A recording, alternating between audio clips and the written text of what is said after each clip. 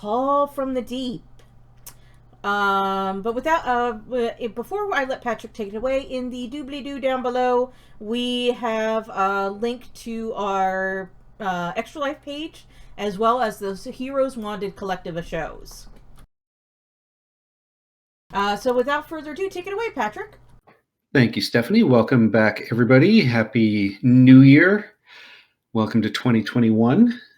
I will be leading the adventure tonight, putting the players in a variety of situations, and let's find out how they behave.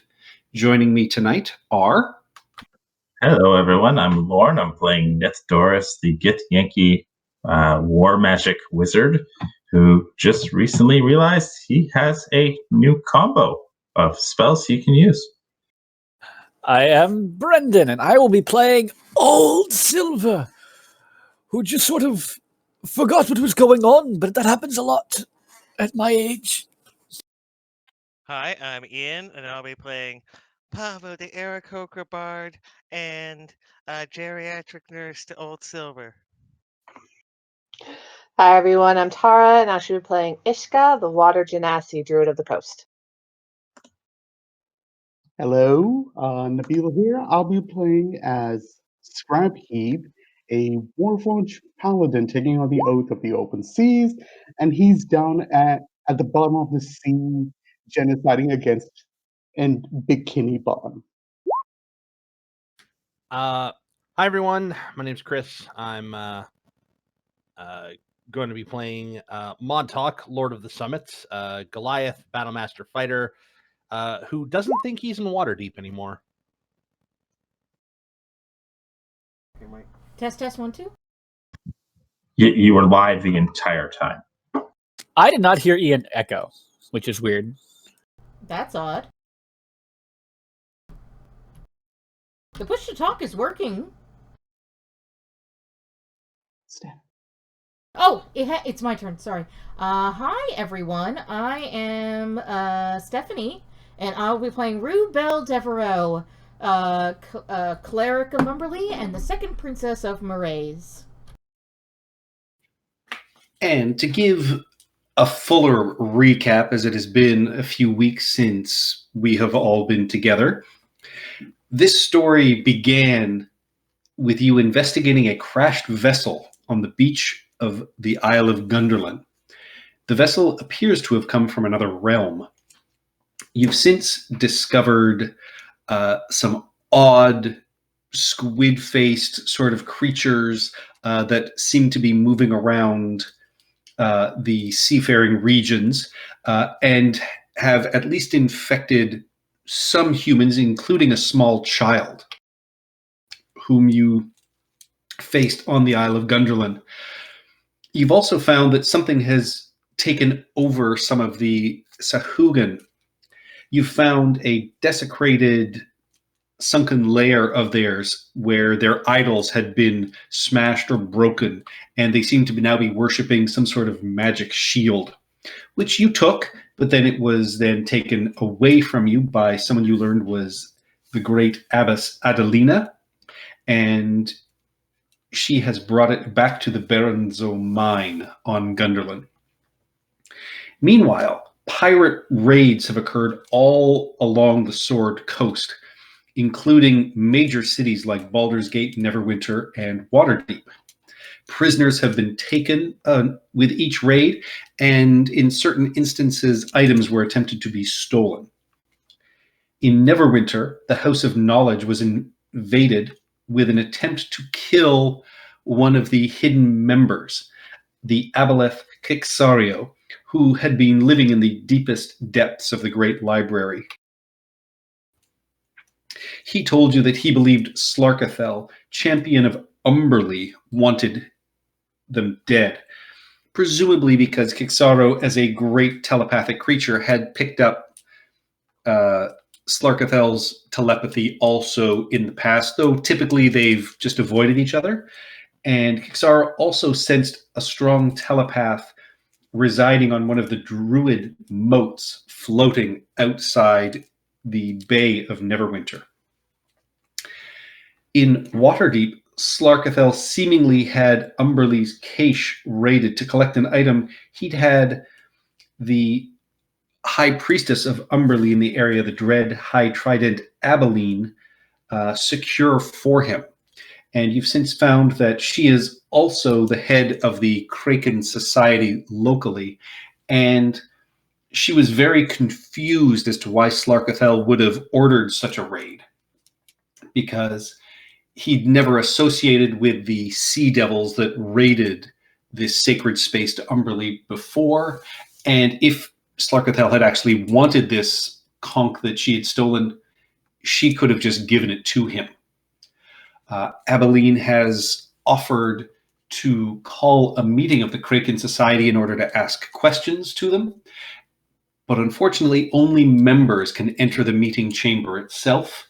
And as she understands you may not trust her completely, she has offered memberships specifically to Rubel, who is a priestess of Umberlee, but also made it open to anyone else in the group who would want one. So you would be able to hear firsthand any of the answers that were given. Because you interacted with the creature, an undead captain who led the raid on Neverwinter, Lord Neverember himself sent you to parley with the captains of Luskan, just to make sure that they were not behind any of these raids going on. And you teleported into Luskan with a wizard, and then were escorted down into the sties, the sort of decrepit, darker port area of Luskan, where in the very early morning you had a meeting. And the captains told you that they themselves were not behind any of the attacks on the major cities. Captain Suljak, who typically looks after the pirates as their sort of union head, recommended heading south and potentially going somewhere around the Lanther Isles, which are the pirate strongholds down there. He also said that there appears to be a new pirate organization on the scene that are either worshippers of Orcus or some sort of other entity along those lines, and they seem to be being recruited by Captain Callus. As for the Neverwinter attack, they told you that Captain Blackdagger is a mercenary under the command of the Black Dragon Garander the Vile, who lives on the pirate float near Neverwinter. And Captain Zardoz Zord snarkily suggested you get coin from Lord Neverember to bribe the dragon for answers, as he is lazy and greedy, and it's presumably easier than fighting it. As you left this meeting, you headed back through the Luskan docks. Fisher boats were starting to arrive instead of the slaving ship that you had seen on your arrival. So, there's the smell of sort of fish in the air. There's mongers that are starting to offer their wares. But you are led by your guide, the Silver Dragonborn Cithrin, back to the frozen warehouse where you had teleported into Luskan. And with that, the wizard that brought you here quickly teleports you back to Waterdeep. You find yourselves back in the tomb, climbing out, saying the words, and finding yourself in the morning air of Waterdeep once again. And as you step forward out of the tomb here in the middle of the graveyard, you see waiting for you, sitting on one of the steps, the Dread High Trident Abilene. Let me move you onto the map.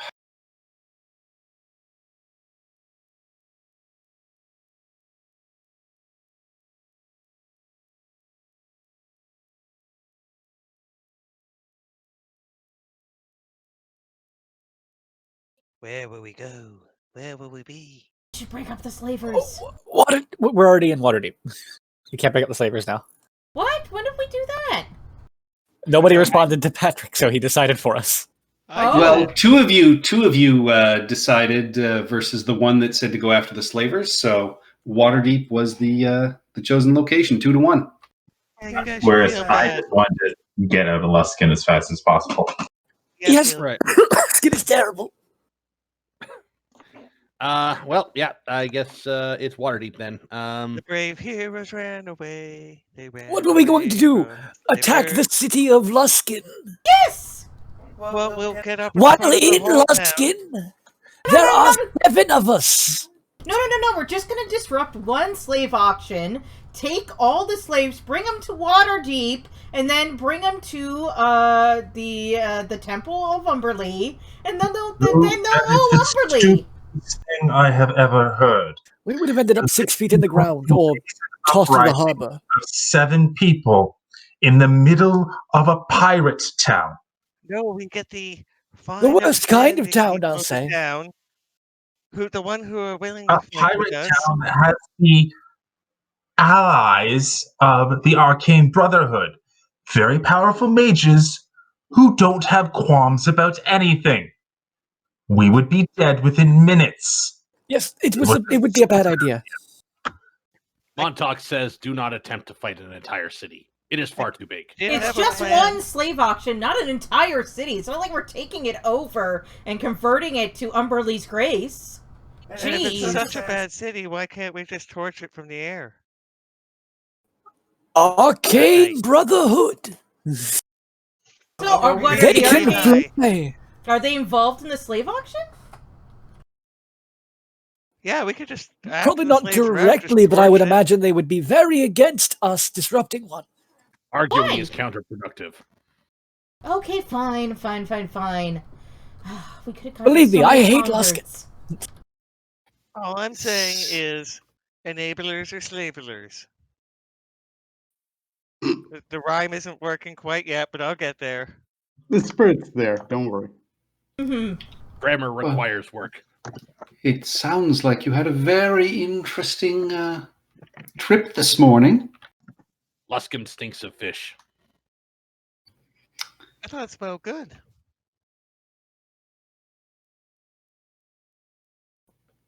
Well, have you had time to think about my proposition?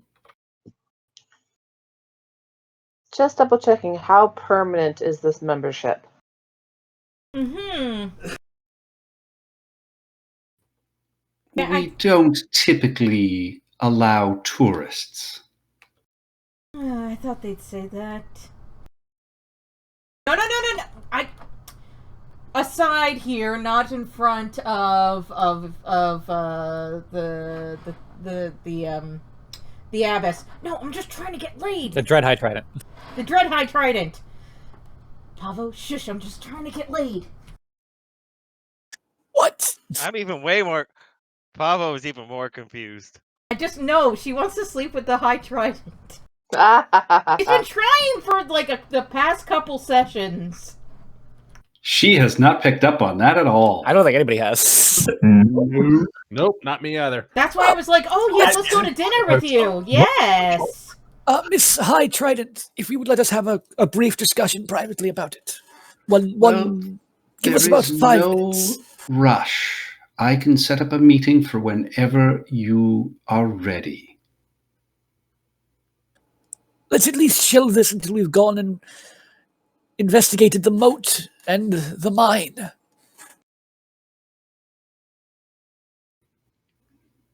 The mine? Where are you heading next? Hopefully, wherever the music takes us. What he said. Well, fair enough. And she... Are there any mines you're particularly interested in? No, I just figured you were sticking with the major cities and on the ocean. I hadn't actually heard you discuss anything about a mine before.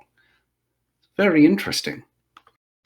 Well, young minds are so impressionable these days that we've been trying to branch out into a mind service. Sure. Rubel, you have been Yes. an exemplar for Umberly, and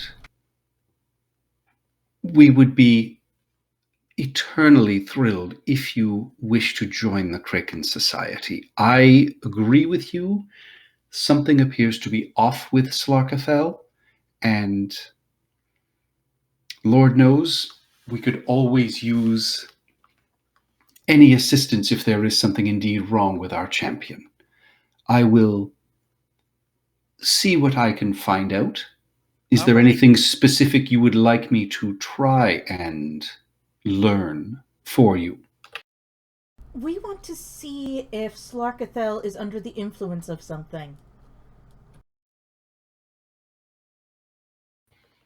I will bring that to a few of the council members and see what I can learn. Oh, do we still have the scroll case, right?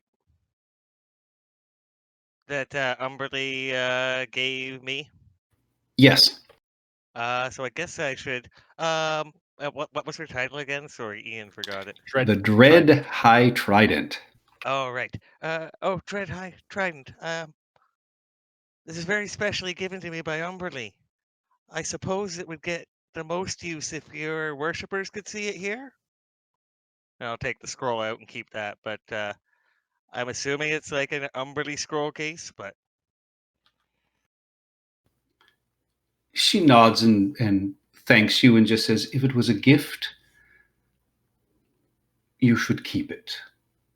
oh, okay. It is a Wasn't she lovely there for the gesture. presentation?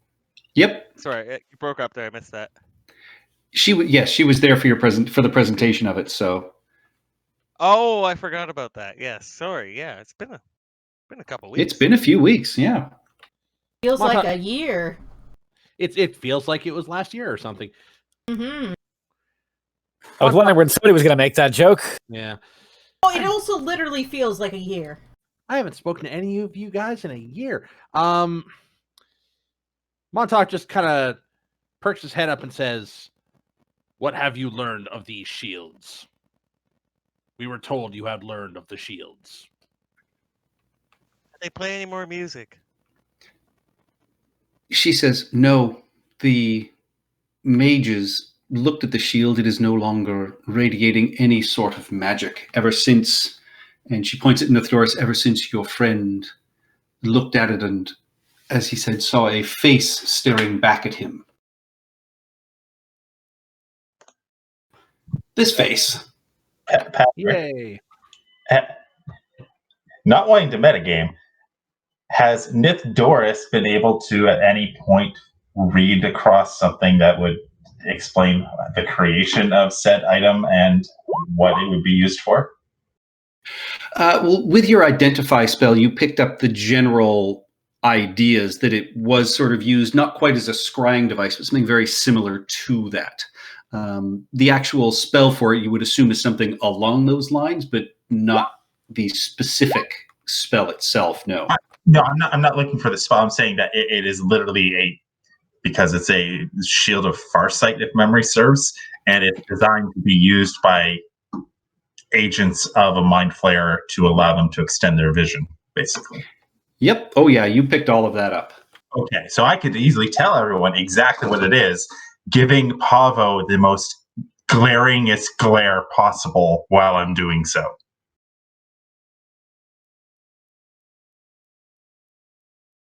To try to drive home that this is exactly the same type of shield as the last one you were looking at, and thus it's not a good thing to have it in your hands.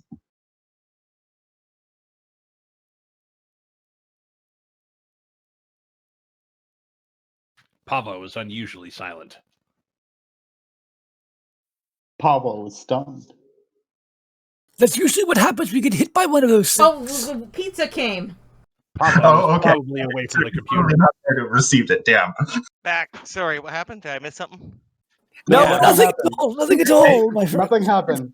We were just having a conversation that did not discuss anything about you in particular. Joris just basically lectured Pavo on why the shields are evil and what they're used for when they're basically a spying device for mind flayers. No, I get that. I just asked if they did any more of the music. If I learn how to do that, well, that's gonna be awesome. Squidman does not play music. Squidman plays your brain. Now, you guys remember the big ass psychic blast that came out of it? Yes. That's what I'm trying to recreate. Montauk has been hit by That's- psychic blast 3 fucking times. He fully That's remembers. something. Are we aware that that is where that's coming from? Not. If we're not explicitly aware, Well, remember, it was described. intuitively aware. It was described almost like discordant music the very first time, and that's where Pavo's latched on to. Discord is not good sound. music. Nope, you have all heard that discordant sound emanating from the shields, and the two that you've seen have had two slightly different frequencies, which of course would lead you to assume they are created by two different mind flayers. Well, if maybe it's some sort of shield thought. No. Trying for a synthesizer joke, but it doesn't work. So the way I understand it, we've got a number of different threads to pull on here. Since we're back in Waterdeep, the closest thing we could possibly do is go down to Falconor and try to find a Malenti infiltrator. You can do that. I mean, literally, the teleporter to Neverwinter is right beside you. Or we can go back to Neverwinter and we could go up to Fisher's Float, or we could pop on over to Lord Neverember and see if Zardoz Zord was kidding or not about Lord Neverember giving some coin to pay off the dragon. What if we dealt with the thing here, the sea elf, not a sea elf? Yes, we should deal with that, definitely. I think we could figure that out pretty quickly. And also, we're kind of nudged Scrapheap. Wait, who's not a sea elf? Where were you not? The a sea elf? Sahugan. What were they called? Sorry, Jeez. Malentis. Thank you, Chris. Malentis are Sahugan that, when they are born, appear to be sea elves and are used as spies to infiltrate sea elven communities. And when you guys first arrived here, you met the two community leaders in the Temple of Umberly, and they approached to see if you would be able, as outsiders, to come in and find this Malenti. I feel like if there was some kind of spell we could use to discern truth from falsehood, Since we are in we could Waterdeep, figure it we out might- quite quickly. Since we are in Waterdeep, we should finish up whatever tasks we have here before moving on. This means that Montauk will have to drink one of those potions again, does it? Does it not? Possibly. We could, if you do not wish to, it would not be that difficult to leave you ashore. Those potions taste terrible. Do they? They taste like the sea. What are you Yeah, what's wrong talking with about? that? Non-sea elves cannot drink salt water. It's either Oh. a potion or a spell, Montauk. You guys can't drink salt water. I can cast water breathing. I don't drink anything. Montauk will take the bear shark woman's spell over the potion. Yeah. Someone could just breathe into your mouth. No, that No. no. Oh, Now, hook you- yourself you- up to Scrap I- Heap's I- exhaust port. I'd like to think that pause was in character, as everyone just sort of stared at Pavo for a second. There Yeah, was that that's scene a in good the idea. 2003 Clone Wars. Moving on. Moving on, you guys make your way down to the harbor, Ishka, you are able to cast water breathing on those who know it, and then you are able to make your way out into the harbor. And as you sort of head beneath the waves, you start to see this beautiful architecture and floral sort of landscape appear beneath you as you find yourselves swimming into the elven community of Falquinar. I will. Did we have a long rest before this? Yes, this is you. You had a long rest. You went to Luskin in the very early morning, so it's still, frankly, only about 8 o'clock in the morning as you guys are we starting your wouldn't be day. able to change our spells because Yeah. we had already rested. Because Correct. Zone of Truth. I have Zone of Truth prepared. Along the way, somehow Pablo picked up a steel drum, and the tune to Under the Sea starts. Under the sea. Yes, because you're going to use a drum underwater. We're above water right now. We're on a bridge. Why would there be an underwater bridge? And swimming up to you is the community leader that you met up above, Uthvelios, and he welcomes you all into the city and offers you a reward of your choosing, should you be able to root out this Malenti. And with that, we move into a skill check for you to track down this nefarious spy. I was going to suggest we just have them gather everyone in town and then Zone of Truth them. And everyone. Velios will tell you that is hundreds and hundreds of elves. There would be no way to contain them in a single Zone of Truth. Also, the spell doesn't actually always work like you think it does. It's possible to lie under it if you make your saving throw. And you know if they've made their saving throw, then. Yes, but it's also possible just to say nothing at all. Why would you answer? Why would you not answer? If you're not a Merlanti. You could also say, I do not want to give you an answer, and it could be entirely truthful. No, exactly. I mean, yes, if you answer like that, you know you're.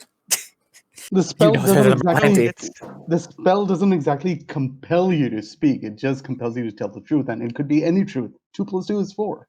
That's why you need the command spell as well. I have command, but we could also, and I'll look at our host. What are they called? What are the bad guys we're looking for again called? Merlanti? Malenti.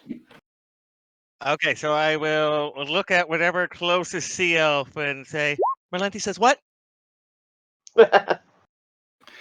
And you just get this disdainful look as some of the sea elves sort of float and swim by in the mornings.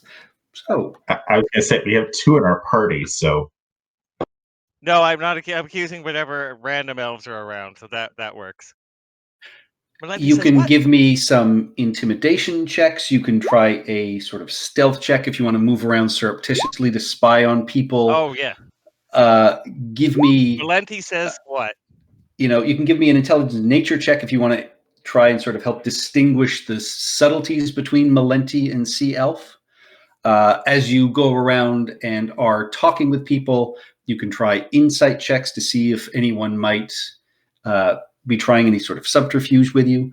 Or you can try, instead of intimidation, you can try sort of persuasion or, anything else you guys wish to try. Who would like to go first as you guys make your way through this undersea paradise? Could I try an investigation check in order to look for someone who is being perceptive but trying to dismiss it and make it seem like it's normal about their day? Basically trying to hide the fact that they're fully cognizant of what's around them. Sure. As you guys make your way, through some of these areas, you see some of the undersea establishments. People are, having their morning meals. They're standing, they're chatting around. So as you make your way through some of these locations, give me an investigation check.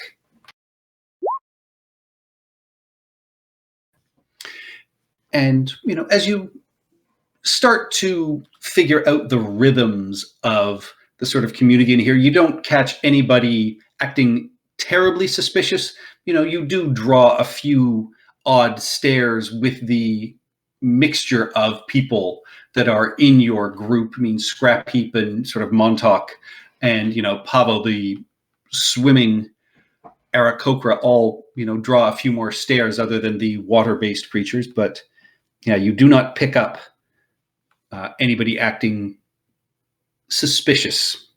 How about my intimidation tactics? All right, give me.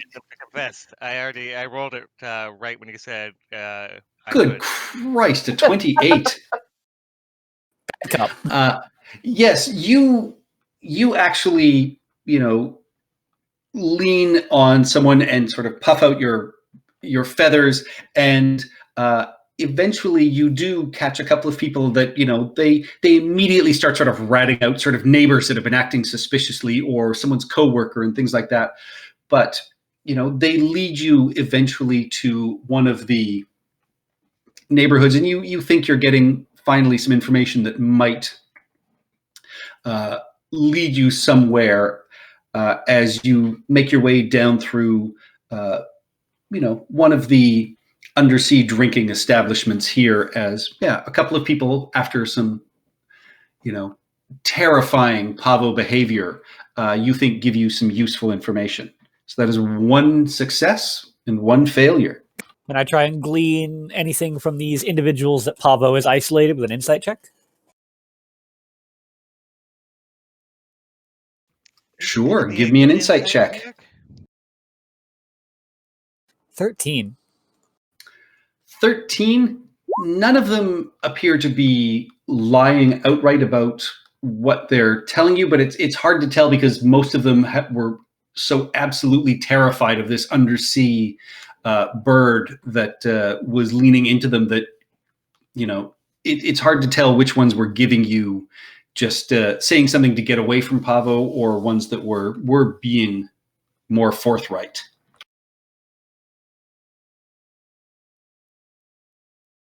Is that a success, a failure, or a neutral? That is a failure. A +5 and a +6 both failed. Yeah. I am attempting to figure out how to make athletics work in this situation. Yeah, no, acrobatics here. You could have done a strength intimidation check. So you can still, give me a sort of stealth or performance if you want to try and spy on different people. Or, you can try using spells or other things. Would survival kind of work the same way as nature, to kind of like check out the differences between the Melenti and the actual natural-born sea elves? No, they specifically call out nature here. Yeah, they specifically call out nature, unfortunately. I will try nature.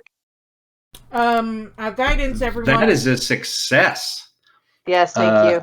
So yeah, you looking around and, having been well-traveled and, in being around Old Silver and Rubel, you are very easily able to sort of pick out some sort of small things that you think would absolutely identify them if you, as you sort of move around and see these spaces, and you see a suspicious face here or there. So you guys have 2 successes and 2 failures. Scrap Heap, your divine sense doesn't pick up anything that is sort of noxiously evil or anything like that. Can we do more than one, or is it everybody does one kind of thing? Everybody does one.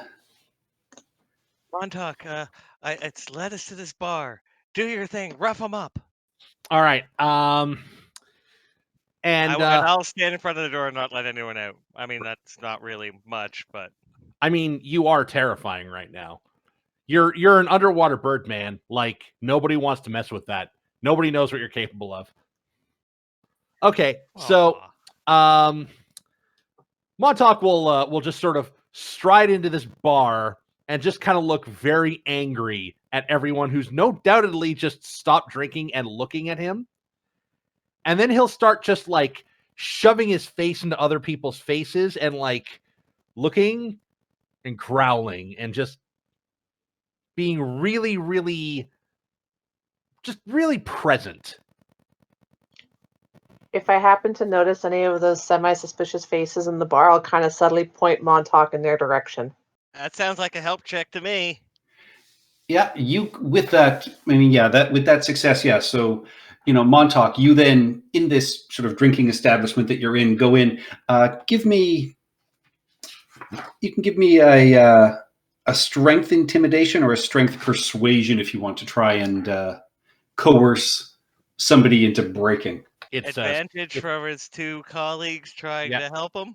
it's a strength check, so like it's a straight strength check because I'm not proficient in either of those. So with advantage, Checking. let's see if we screw this mission up. Oh, we don't know advantage. Patrick hasn't said yes or no.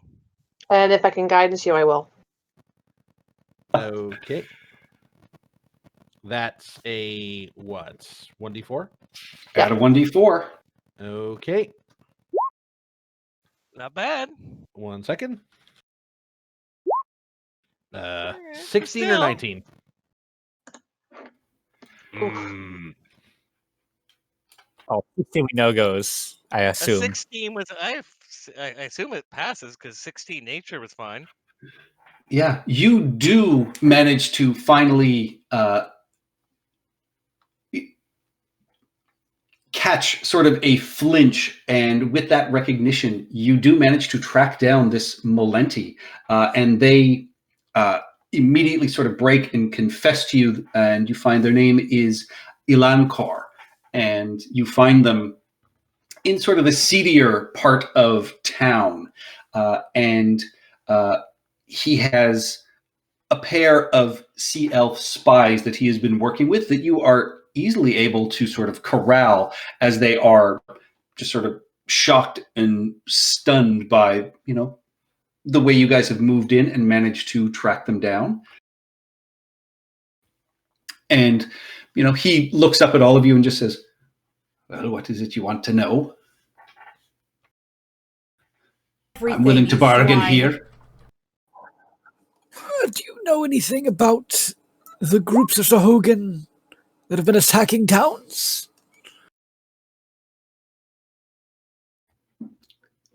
I mean, we could just go with everything. Eh, talk or I let the You blood let on me. you. You let me leave. I will happily tell you what I know. Keep that away from me. What is it? He's got Pavo shouting at him, and old Silver's drawing on him. He better tell us. Montauk's being big at him. He's Now peck your eye out. he said he's willing to deal, so his life for whatever information he has. Oh, his life? Sure, we'll give him his life. I just don't know if we'll set him free. Shh, don't tell him that. This... We promise that as long as you do not cause any harm to us, we will not end your life. Ilankor shall live. I can work with that. Do you know Sea King Tentrix? No. Do we? No, that's not my dad. No, that is not your dad. I would hope that would be a plot twist. No, that's not my dad. I don't know, Sea King. Tentrix is a pirate king. Has a private island down by the Nelanthor Isles.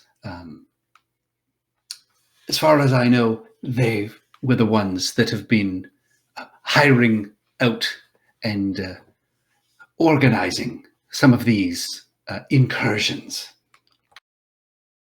So sorry, that's Sea King Tentrix or Telentrix? Tentrix. Tentrix. Got it. So he's the one organizing these people down near the Nelanthora Island. Yes. And Ilankor will say,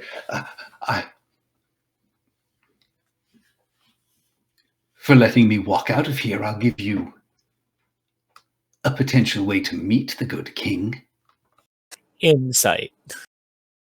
Give me an insight check. Yeah, I want to try that as well. I'm great at this. Guidance. All right. Guidance. Spam. Nithdoris, he seems completely genuine.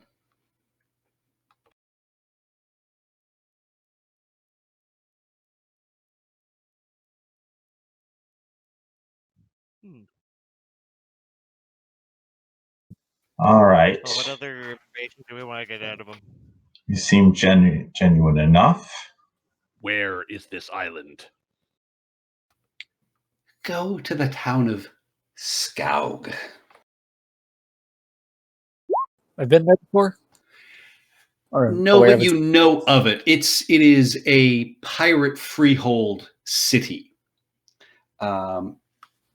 And it is on the Isle of Orlumbar.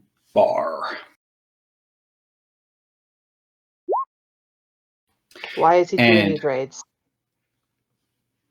Yeah, that's above my pay grade. But treasure, fame, I don't need to know those things. All I know is what goes into my purse. I don't know that he's working alone. This is something rather large, and frankly, the Sahugan masters that send me through here had me, well, swipe something belonging to Umberly that I don't even know that Tentrix is aware of. But you go to the village of Skaug. Tentrix, when ceremonies and things like that occur there, will sometimes, if not every time, come out to perform weddings and things like that. It's one of the few times he'll ever leave his own floating fortress.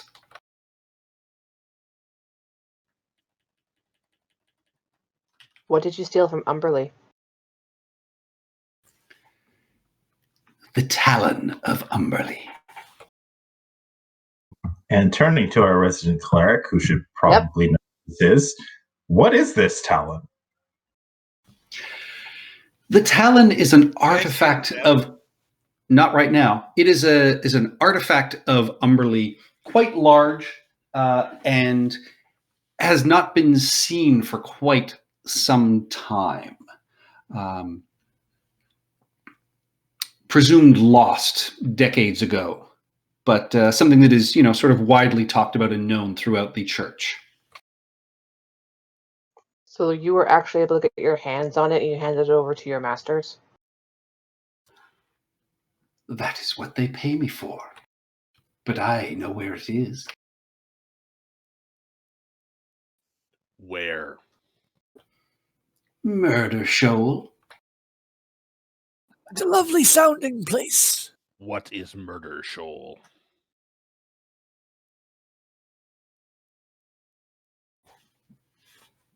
He just stares at you and just says, "Do we have a deal? I've been nothing but genuine." You leave Falconor, you never come back.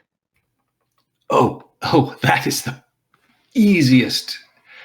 Yes, you will ever hear from me. You leave the Sword Coast, you never come back. I've always wanted to explore the Moonshae. Not my problem.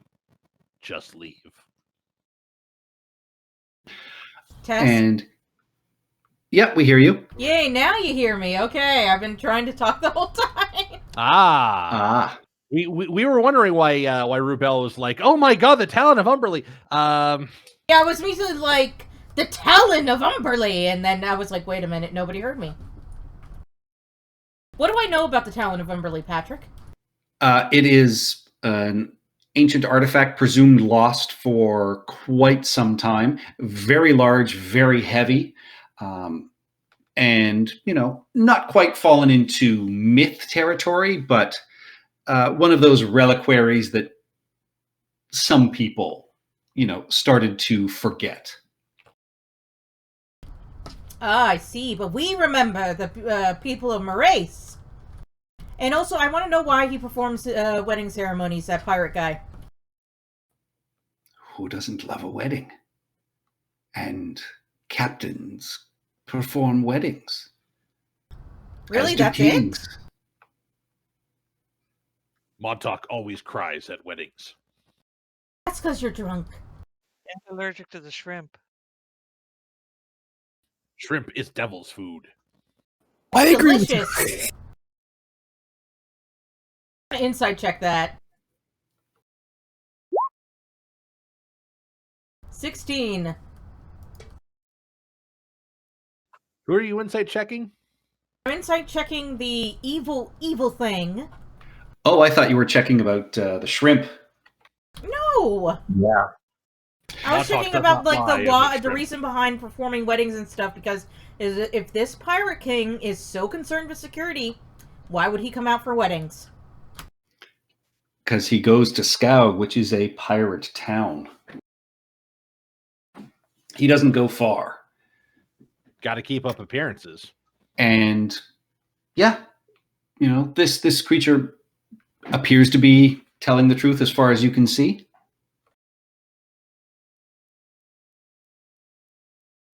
Okay, so who's getting married? Montauk is married to the mountains. It won't be a real marriage. Jeez, and besides, I can always perform a divorce and an annulment in the name of Umberlee. It's all good. Is that part of the ceremony spell? It has so many things like it can do. Like what? Arbor Day celebrations. I'm not a religious magical figure, but I'm pretty sure it can perform such acts as creating holy water, Age of Ascension ceremonies, marriage. So do you just dispel magic then and you're divorced? No. It's all about the contract. Work. I don't know if it would work if it was done by me. I think it might work if it was done by the cleric who performed the ceremony. No. See, when we perform the magical ceremony, it's big, it's important, it's like, wow. But really, when it comes down to divorcing, it's about the contract and the division. It's called ceremony. Well, I know that, but what Rubel was specifically talking about was the contract. Yeah, magic, blah, you're not in love anymore. Bippity boppity boo, dispel. But what really matters is the contract and the resources. And, the fee the church gets from being the what is it called? Arbitrator? Yes, the arbitrator of all this. I thought that was an honorary. That's an augury, and that's different. Goliath wedding. Goliath divorces usually end with someone being thrown off a cliff. Till death do you part. Simple. I wish the same to be said for sea elves, but all the cliffs are surrounded by water, so it doesn't really do much when you throw someone off of one. Yeah, same with Eric Coker. You have to tie him up first. So I'm just going to leave now then. Enjoy the moochie. Yeah, we would have gotten at the bit of the sauce by now. We can give him to him. Yeah. You agreed to I let don't think him we're letting him leave. go. No, we need to let him live. Keep the building. We let him live. Yeah, like Montauk made the agreement that if he leaves the Sword Yep. Coast, yeah, we aren't going to pursue him, but we're going to tell the guard or the town. We have no control over whether they choose to pursue him or not. fair enough. So yeah, he gets up, backs away, and just says, Guards, Melanti! and with that, Just you see his as loud face as sort I of can. close and scowl, and he just says, Guess I won't share any other information on the murder shoal to you fucks. As the guards sort Damn of it, immediately Silver. come in and grab him and start immediately dragging him and the two spies that were with him outside. Yeah, Silver, we should have just killed him, and then I could have just cast Speak with Dead. Oh, who cares? We No, have he to plan still a had more wedding. information to give us. He wasn't going to give us any more information until we agreed to let him go. So Montauk we kinda had to agree to let him go, and then he was going to give us more information on locations and stuff. He said, I think I'll just go. I thought he meant he was going to leave. Yeah, I thought he was done. I thought we got all the information. Yeah. Nope.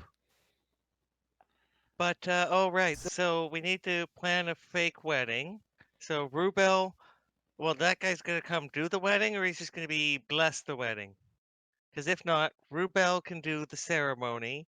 We'll need something old. That's Old Silver. We'll need something blue. That's Ishka. We'll need some sort of ring bearer. Montauk. Montauk's just gonna Flower girl. Montauk's gonna just step outside. And we're going to need a bride and a groom. And that leaves just Scrap Heap and Doris. Is Uth Velios outside? He is. All right. As Pavo's planning the fake wedding, Montauk will step out and go. Fake sea elf Sharkman is yours. Well, thank you ever so much. That is wonderful work. I knew outsiders were the way to go. Now, might I offer you and your friends a reward as I offered? And to you, Montauk, he will look up and say, would you appreciate something that would allow you to breathe underwater, my friend? Montauk thinks about it, realizes that this is probably a magic item, but the way that this has been going up until this point, he's essentially been surviving on these things. And as much as he distrusts magic, he also doesn't like drowning. And the potions are magic. You forgot that. And the potions also taste like brine, and he doesn't like that either. So Ishka can cast without costing any spell slots, so That's also magic. that is also It's- magic. And I mean, yes, the but it's not a brine- drain on resources. The brine isn't so bad. I keep pickles in mine. Pickles are good. However, Montauk will accept the gift.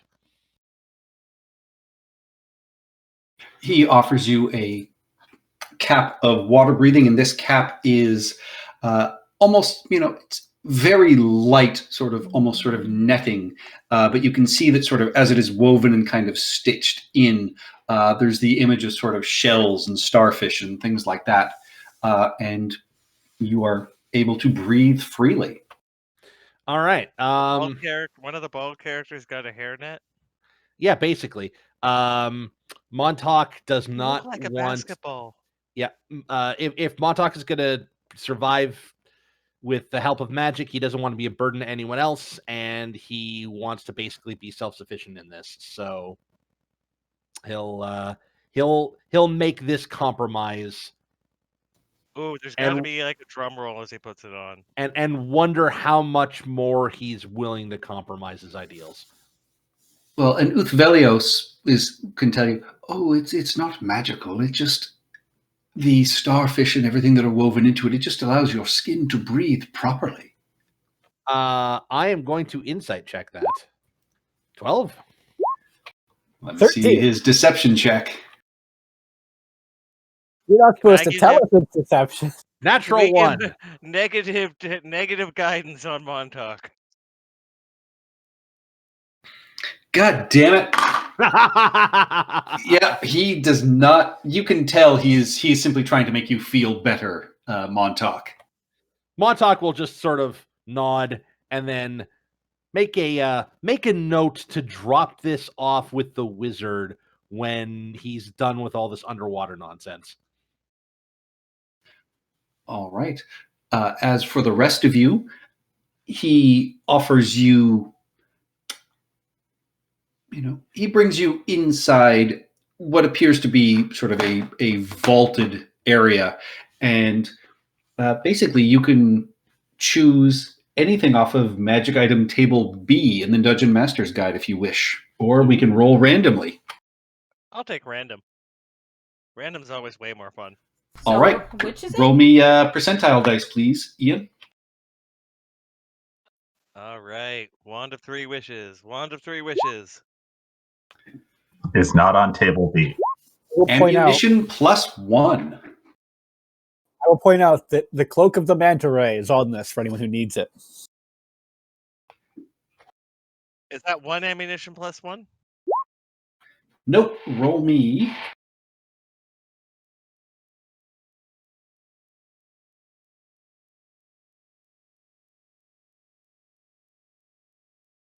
D6 or D8? D6, please. Wow. So, yeah, 5 of ammunition of your choosing. So they could be crossbow bolts, they could be arrows, they could be sling stones. What would you like? Ammunition. Dart is a blowgun's a simple weapon, correct? Yes. Can they be blow darts? Sure. Alrighty. And blow darts you can put liquids in them, right? Or you can just coat the tip. I thought you could use Coat the tip. Oh, okay, coat the tip. Got it. All right. So yeah, Deal so 1 I will take. piercing damage. All right, adding that to my inventory. Should have asked for daggers. You can throw daggers; they're ammunition. Oh, that's true. No, they're thrown weapons. Yeah, I know. Who's next? I would like an immovable rod. Damn it! I didn't know that was an option. I What didn't look at table the are we list. looking at? You can table B. Yep, you get an immovable rod. Boo! That's my favorite item. Other interesting things on this list, for anyone who hasn't pulled it up. Wand of Magic Wrong Detection, button. Ring of Swimming, and Mariner's Armor, and also Cloak of the Manta Ray. Yep, he definitely offers you a ring of water walking or a cloak of the manta ray should you wish it.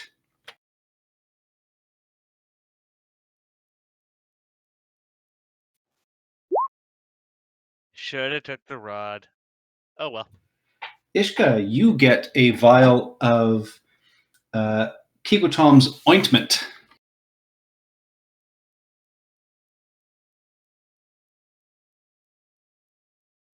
That do. It's basically Healing ointment. yeah. It's a potion of healing plus. It has 1d4 plus 1 doses, and as an action, you can either consume a dose or apply it to the skin.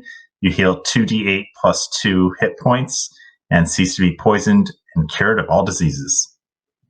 So roll me a 1d4, please, Tara. Plus, it's got menthol in it, so it really like penetrates into the sore muscles. Fix vapor rub. All right, yep, you have 4 doses of it.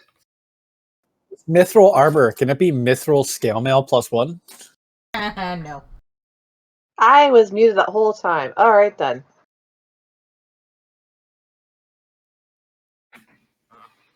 Anybody else want to roll or just choose? I would like to choose an alchemy jug if it's on magical item table B. Sure is. Alchemy jug! Of course, Mayonnaise. Mayonnaise, yeah. Damn right! Do you know how hard it is to eat some of this food without some good mayo? Shrimp is only good with cocktail Ew. sauce. Wait, would mayo be an import to undersea creatures? I don't see why you couldn't make it with fish eggs and milk. No, from you the sea. can't make it with fish eggs. It doesn't have the yolk. How are you going to make mayo underwater? It just float away. No, that's not how it works. But you need I wonder if I think you can make it with duck eggs and you can make it with like turkey eggs, but you can't make it with fish eggs. There's not enough yolk. Pablo, the way we eat underwater is a bit different from how you eat on land. Our bowls are actually upside down, so the food trying to float away just keeps them in the bowl. That is okay, whatever. But how does one use the 3 seashells? I'm going to doubt that. I doubt. That Why don't you guy take a closer bowl is right look? side up. Press X to down. Ooh, and there's also a Lantern of Revealing for people who need that. All right, Scrapheap gets the helm of Comprehending Languages, and it just melds right into his skull. The helm of what the fuck did you say to me?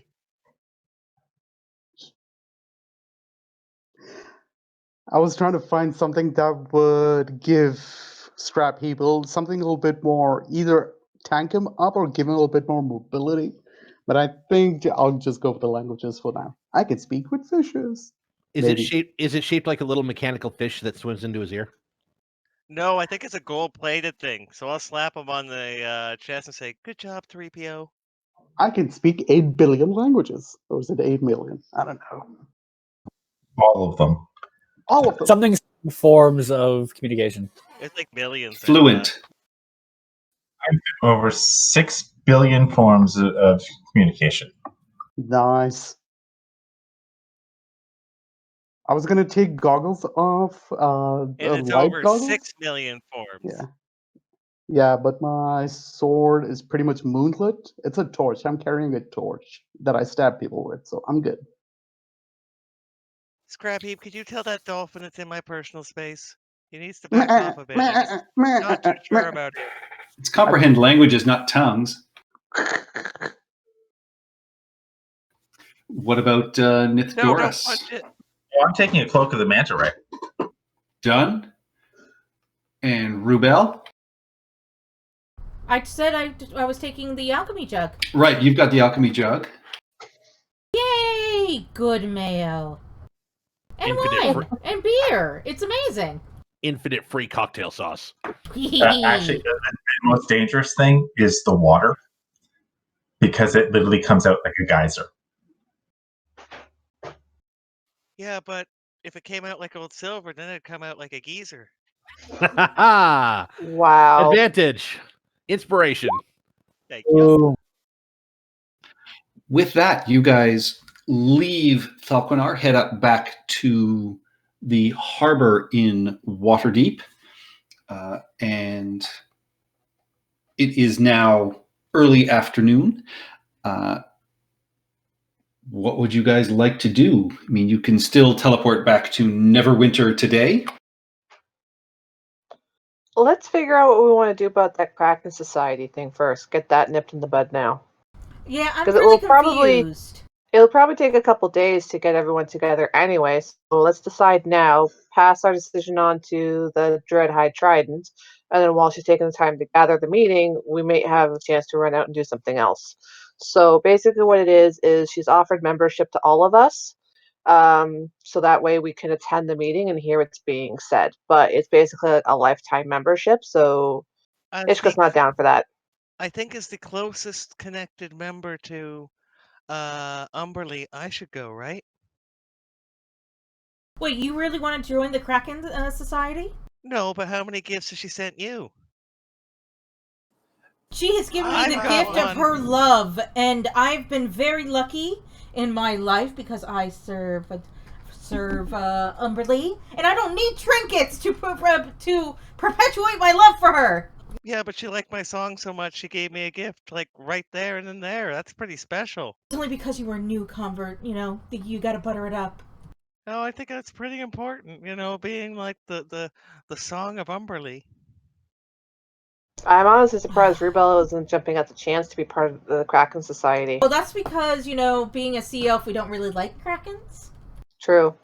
Question. But Patrick. wait, this club might be crack-a-lackin'. Question, Patrick. Do we happen to know where the town of Skaug is? Nope. Old Silver will know it is somewhere in the Nalanther Isles, but and the Isle of Orlumber, but none of you have specifically been there, so you know the general location, but not the exact It's not be that hard coordinates. to find a map. No, that is the kind of thing that perhaps your pirate compatriot on your ship would be able to help you with. Yeah, I was gonna go ask our goblin friend whose name I completely forgot in the intervening Luth. time. Luth, and who I was gonna look up. Yes, Luth. Why do we have a pirate on the ship again? Remind me. But Because he's our friend and he's Mr. Tambourine Man. you're comfortable with it, Rebel. And he has a lovely hat. I would be willing to join the Kraken Society. And convert to Umberly? I would be willing to join the Kraken Society. Are you sure? You know, I mean, I'm not being racist, but Krakens, you know, and sea Don't worry. elves, there's been a long history of us fighting each other. Me I'm and not old really Silver have been paying involved attention. in sea elf culture. But I will say that it seems like this meeting might be dangerous, and we might not all be able to go. If it is dangerous, But we shouldn't send one person in alone either. Yeah, I thought we were both going. I might as well. I'm Umberly's chosen. You're not Umberly's chosen. At the foot of Umberly's whirlpool, I was given a gift and a new path. One gift does not a marriage make. No, but it's This is the still wisdom of nice the to be Goliath. invited to the ball. Also, you chose to convert. Squid creature with claws that could pop you like a little thing that goes. Like that? Yeah, but I mean, have you been to Chalt? That's like half the wildlife. And the zombies. Well, let's decide what we want to do here. We could induct Rebel into the Kraken Society, and then get that I don't think meeting that's going. happening. He's confused because, you know, he is a chosen of Umberly, but Krakens, you know, and he might be mind controlled, but and if he's mind controlled, does he mind control his servants as a part of the Kraken Society? But it sounds like they have more autonomy than I initially thought, and the Giant is Dread so cool. High Dread High Trident is so cool and interesting, and I can't believe she's a part of it.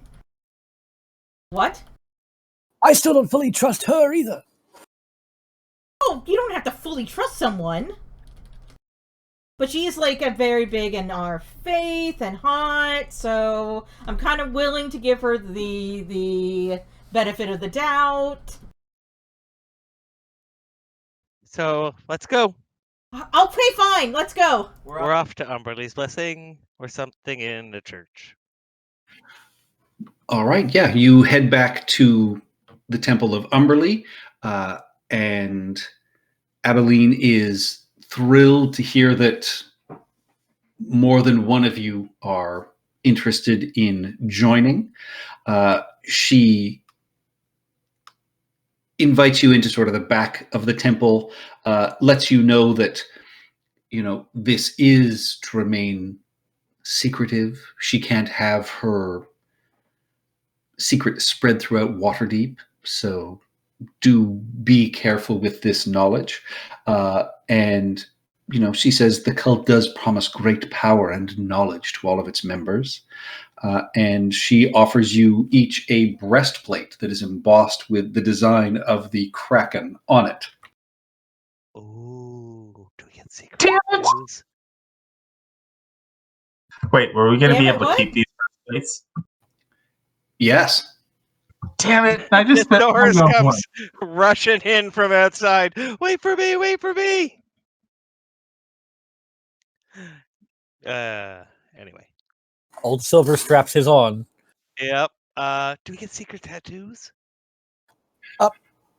Pablo B can't do anything in breastplate. I'm not buckling it. I'm gonna put it over my. If it's not buckled, it doesn't count as armor. Yeah, you don't have to accept the breastplate. She offers it to you, and Is there a pin or something that won't stifle my music? she offers you the same type of pendant that Rubel, you were given at the other temple. And so it looks like a purple squid with too many tentacles. Ooh. Oh, thank you. I will put that on then. All right. And she then leads you through a quiet and surprisingly subtle, you know, sort of initiation rite. and ceremony doesn't take too long. And she says, I will organize a meeting and I will be in contact when it is set up. Hopefully it will only be a couple of days. You ma'am. Yes, and she knows where our ship is, right? If not, She knows you guys are That's based right. out of Neverwinter, yes. but we should be in town. We actually don't have a teleportation spell. We're relying on the kindness of others to get here. So we're staying in town until the meeting then. So we'll be at Mm, whatever she, blah blah she, blah. she is. tells you that she can make sure you have access to the teleporter if necessary. And she just kind of winks and just says, we do have friends in the Harpers. It seems like this You group know. has perks. Of all the places we should have friends. Well, let's rejoin the others. Yes, let's.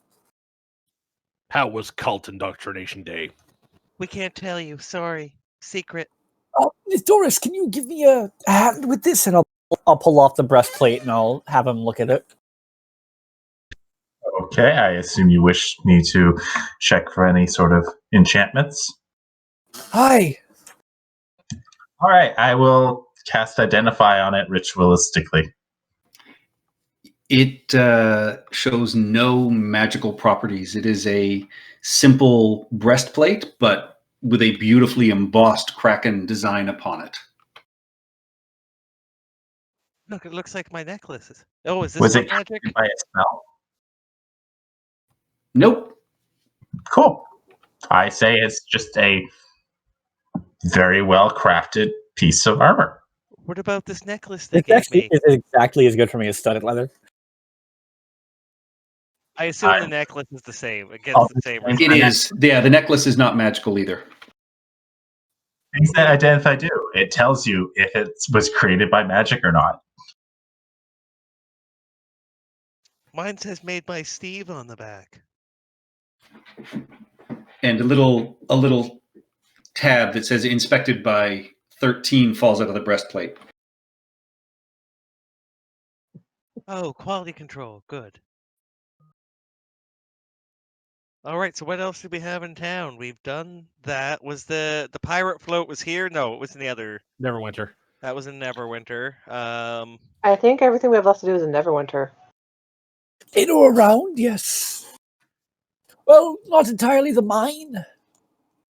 Where We was did that some- bar that was owned by a lizard and a princess and a bureaucrat and a That burned down 3 years ago. Montauk is allergic to celery tonic. Or it hasn't happened yet, depending on where we are in the timeline. I can't imagine Zardoz Zord's disguise is still valid. well, until they make Mad Max, if it's gonna be valid. Well, I mean, like, at least 8 people know about it. Yeah, but what are they going to do about it? All So right, with so to that, the you mine guys then. can teleport back to Neverwinter. Is the mine here or in Neverwinter? No, the mine is on the island of Oh, right. Gunderlin. But your ship is in Oh. Neverwinter. Yeah. So if we're gonna be going to wait, our Well, ship is she's in making- Neverwinter? I thought it but was we're- Waterdeep. Yeah. We Nope, got you the teleported magical, to Waterdeep. Oh yeah, we're guys, from Neverwinter. That's right. we've got a you-know-who said we have to go to a wink-wink soon. Well, you do still have to report back to Lord Neverember about your meeting. Yeah. So Montauk will lead the way to Castle Neverember. All right. Castle Which Never, sorry. I did just get a map for, but I will move you guys here. So you are welcomed inside.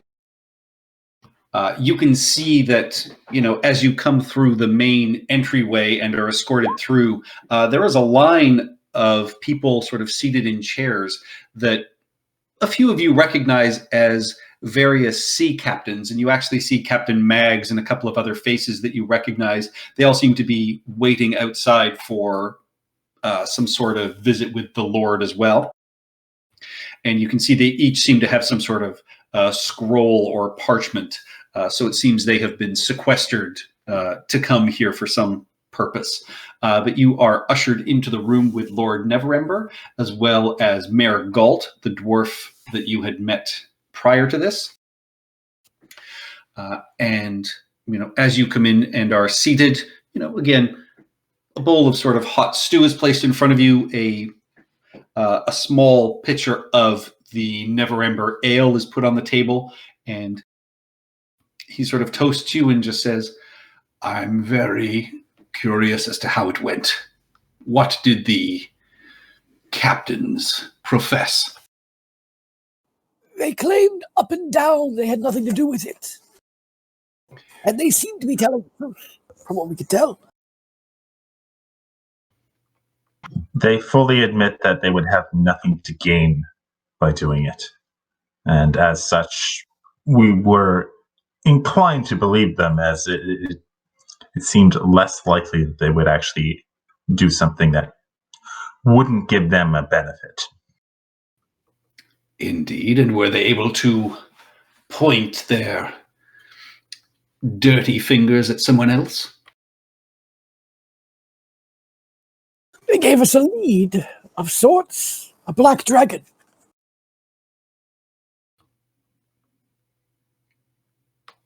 Ooh, Garander? Trying to think if that's the name of the Dragon of the Pirates float, but I think it was. It is, yeah. Yeah. Garander the Vile. Aye! Garander the Vile. That fat, lazy lizard.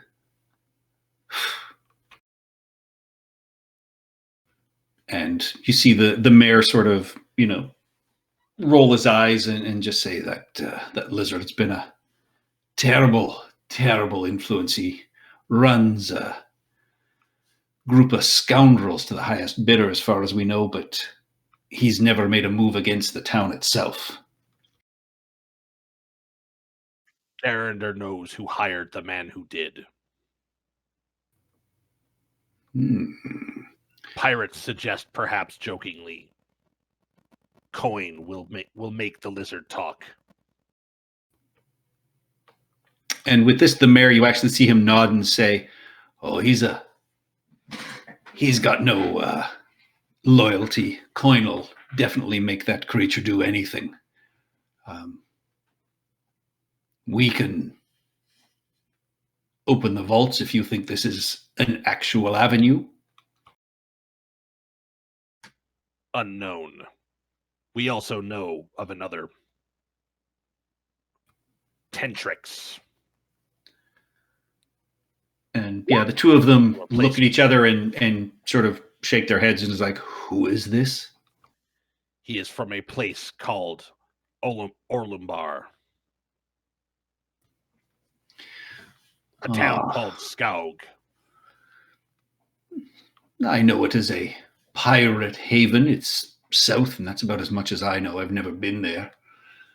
Would you be willing to continue to be in the city's employ and look into this for us? Montauk looks around. Can you repeat that? Sorry. They're offering a job. No, I didn't hear what. Oh, what the job Montauk was. looked around. No, I didn't hear what the job was. I'm sorry. It was. Oh, kind of broke up. to keep investigating the Sea King Tentrix and to speak to Garander the Vile. I mean, we're already involved. We're involved in a lot, but. And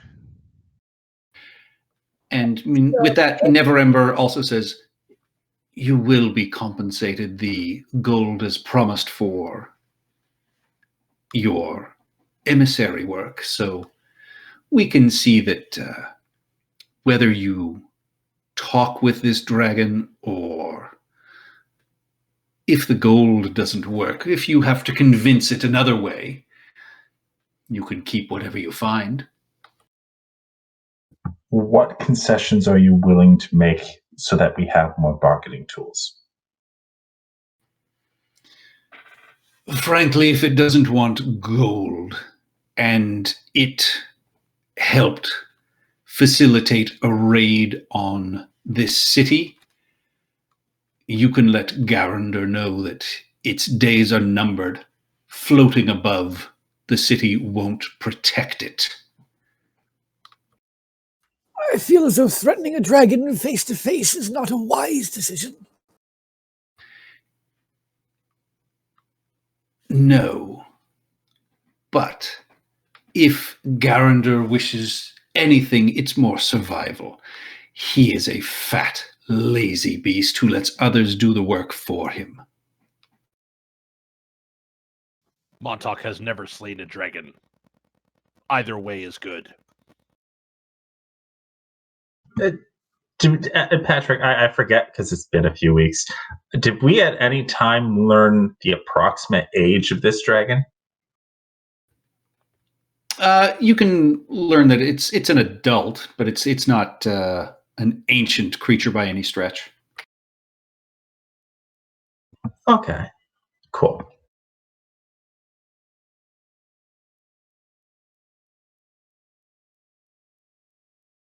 Yeah, I guess we're doing it right. What else have you learned? Let's see here. According to my notes, yes. Wait. So no. Oh shit. The druids on Fisher's Float, was that a thing that You learned that from the Aboleth. the Aboleth? Yeah. So we are not telling them. Remember that.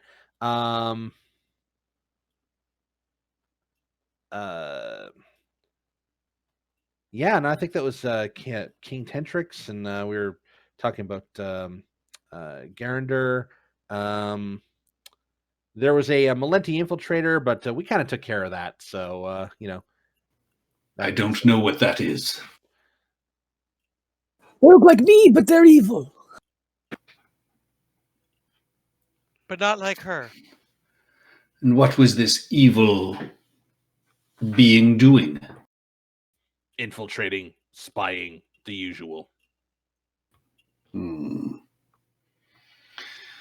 For the pirate king, we wish to talk to this pirate king.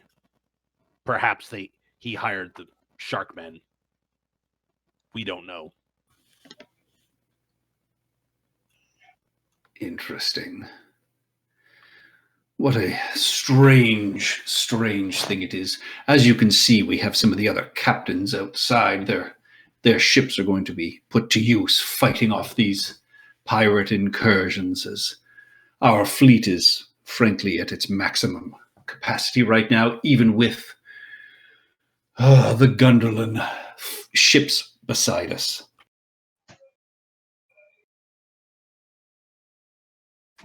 Gunderlin ships are strong. People wear furs. Montauk likes them. Agreed, and you did excellent work for us. And with that, you see a group of people coming into the room, each with small coffers, and they offer 1,000 gold for the dragon, and just say this should loosen the tongue of Garander. And you are each paid the 150 gold that you were promised for going to speak to the captains of Luskan. Nice.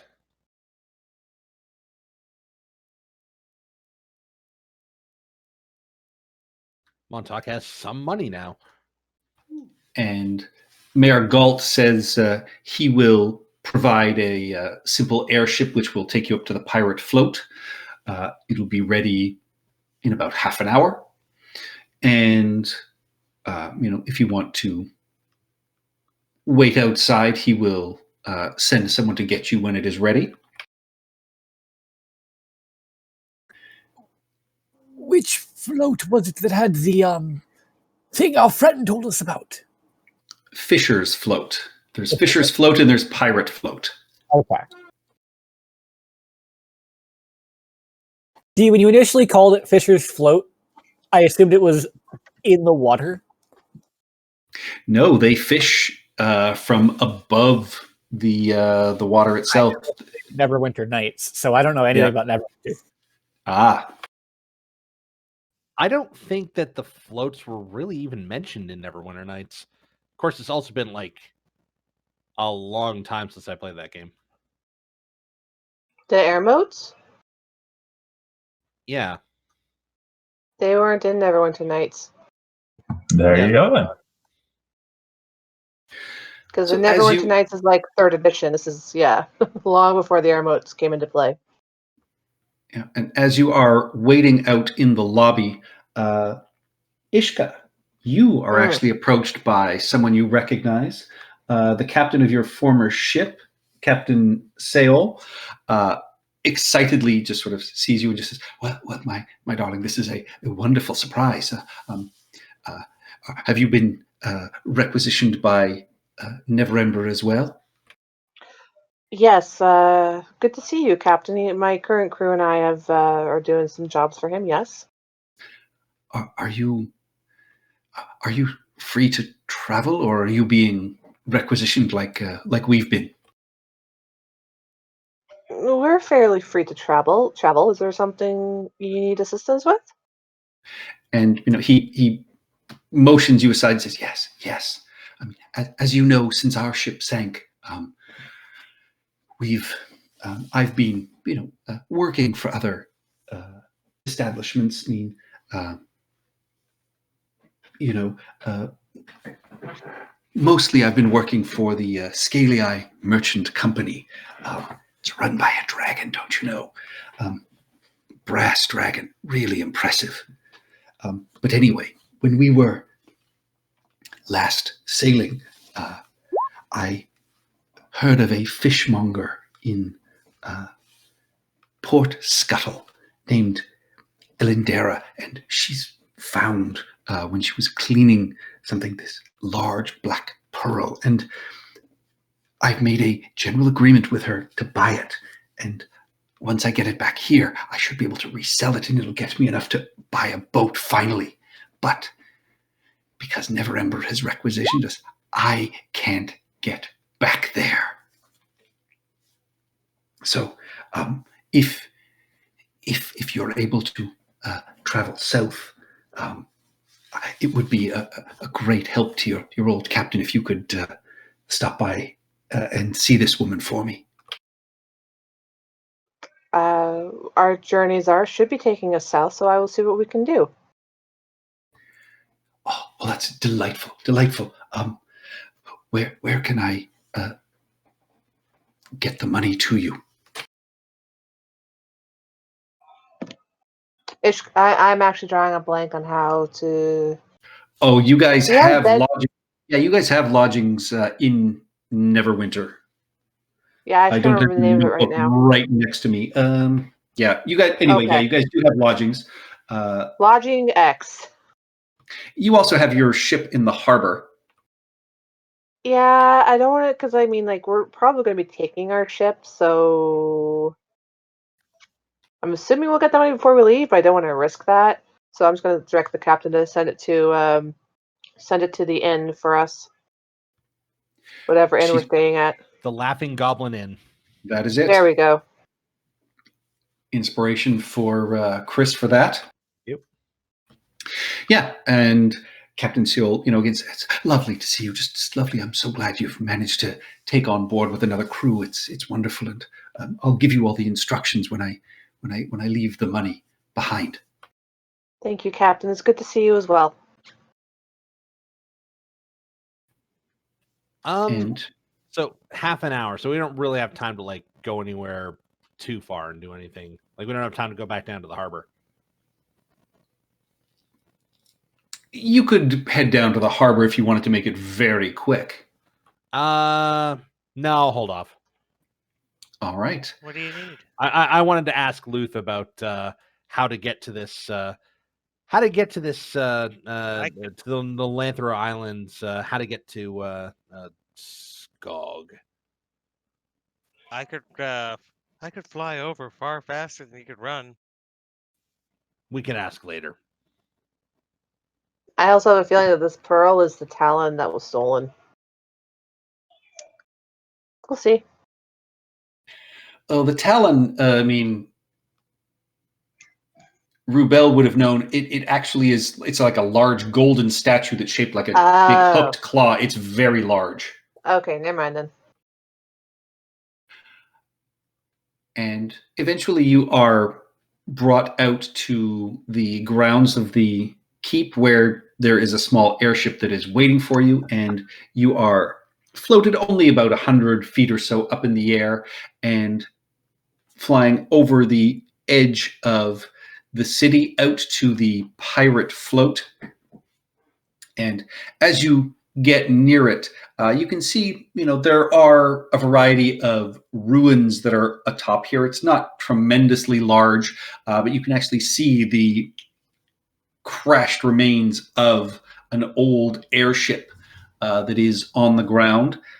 You are sort of deposited where quickly a group of lizard folk you can see start sort of watching and just surveilling as you make your way along the one main pathway atop this island, to where, as you move closer to the center of this floating moat, you can see the land around you starts becoming almost sort of swampy, and there's a foul sort of acrid, acidic smell around, and eventually the path beneath your feet becomes more sort of broken stones, and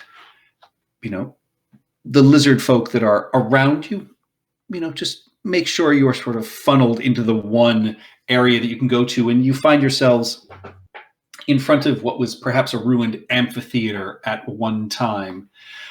There's a large cave opening on the far side of this sort of muddy grassland that you make your way through. You can see there are broken sort of pillars and posts, and the landscape in front of you almost seems to form up what is a skull head. But this is where your path ends, in front of this foul, acrid area, and you can see the bones of various sort of creatures that have been eaten or digested and tossed aside, including like mammoth skulls and things like that.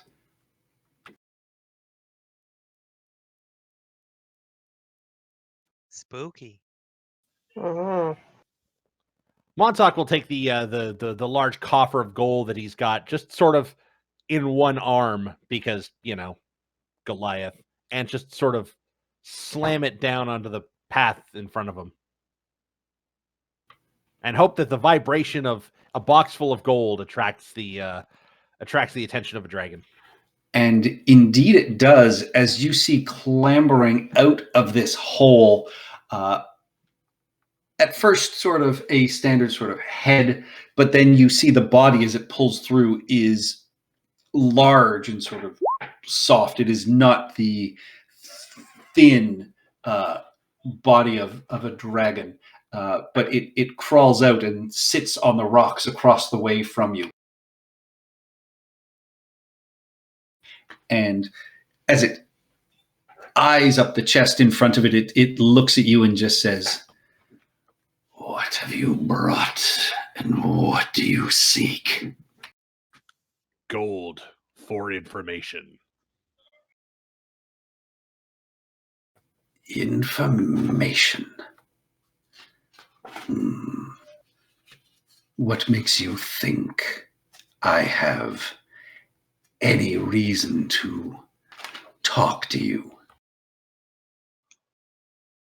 Montauk just sort of taps the box with his foot.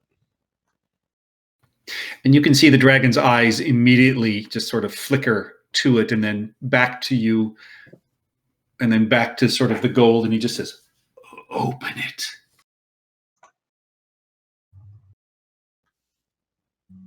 Montauk looks over at Old Silver. Old Silver, yeah. Are you not with it? Yeah. Do you have Yeah, it? open it. Montauk reaches down and briefly opens up the box. And you see the dragon's head lifts up and sort of cranes over top. And the box is he- immediately slammed shut. And you just hear this sort of throaty growl, just... Gold for information. How much do you bring? Enough. Did we count it? Or did we take We everyone? were told it was 1,000, weren't we? We were told Yep. it was 1,000. Well, let's. So it's a chest full, I assume. A chest isn't a standard unit of measurement or weight. According to Okay, then it's a buttload. our These benefactor, are standard measurements. it's 1,000 gold. Who's your benefactor? Who am I actually giving information to? To Oh. us.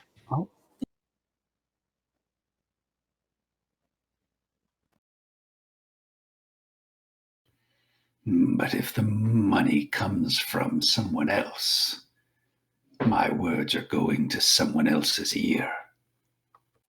It matters not, my lord. We bring this in exchange just for the information. No information given to us will come back to hurt you. And as proof of that, we have brought payment to show that this is purely a business transaction. And there is no favor or anything to be lost. 23 persuasion? You see him sort of clicking his claws, and you're very well aware that, yeah, he's just staring at this chest of gold, and he just says, "Open it again." Let him have a little look. Oh, Montauk gives him a peek and runs a finger across the gold so that it makes lovely little clinking sounds before he closes the box again. Doris is on edge and eyeing everything who isn't part of our group to make sure they are not approaching any closer. Same. Yeah, the lizard folk aren't necessarily approaching any closer, but you can see they are watching very carefully what the rest of you are doing. And with your passive perception, Ishka and Old Silver, you actually catch a little bit of movement just inside the cave entrance.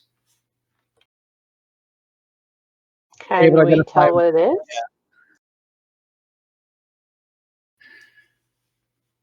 It appears to be humanoid, but you hear a soft sort of female voice speak, and you see just the ear area sort of the dragon turn backwards, and then you just see this grin come across the face of the dragon, and the dragon says, "So you're the ones who killed my agent, are you?" Be specific. We've killed a lot of people. Possibly. If we did, it wasn't personal. Captain Oh, God. Blackdagger. Oh, don't worry about it being personal. He's a revenant. Well, I'm sorry, she's now a revenant. Nothing is permanent. I like my employees to be around for the long haul. Who hired Black Dagger to attack Neverwinter? I get the gold. It is an exchange. Oh, of course. For information, this gold is Garunder's.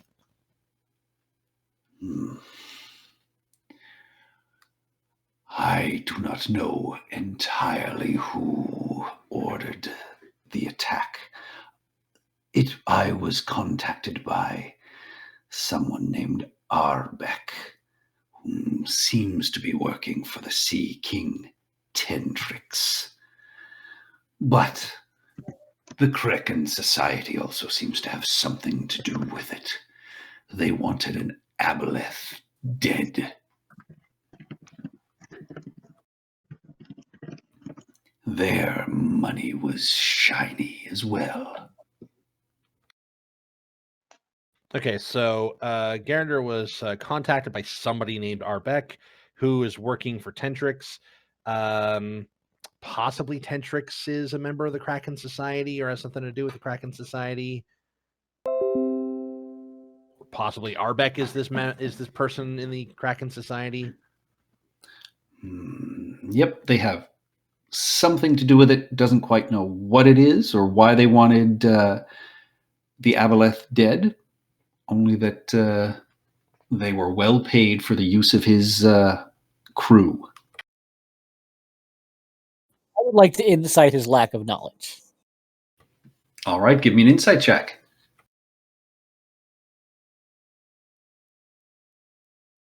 I can't roll these tonight. Yeah, it's it's hard to get a good read on him, but the dragon certainly seems to be trading the information easily enough.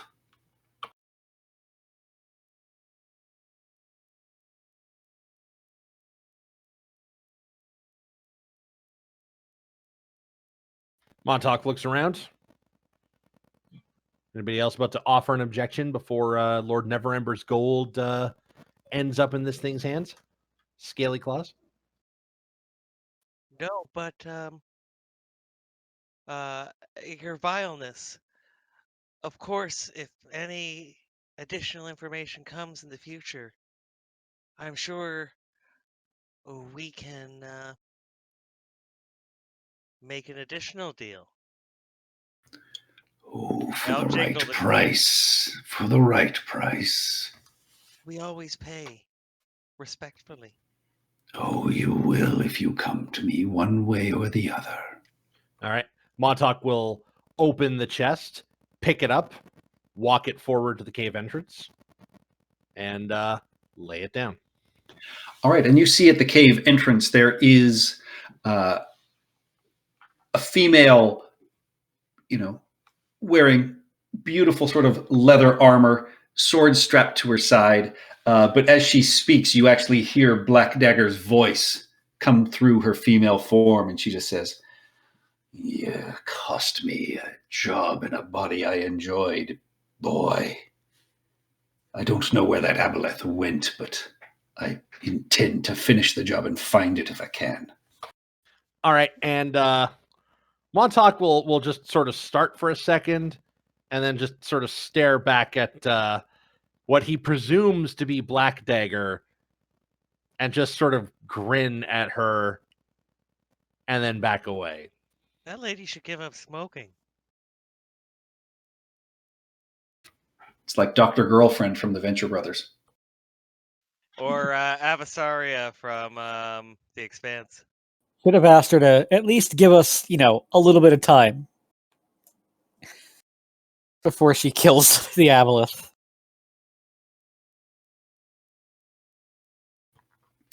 And with that, you guys are able to make your way back off of the float. You do see that the lizard folk are, again, following you very closely as you walk this broken rock path back to your airship.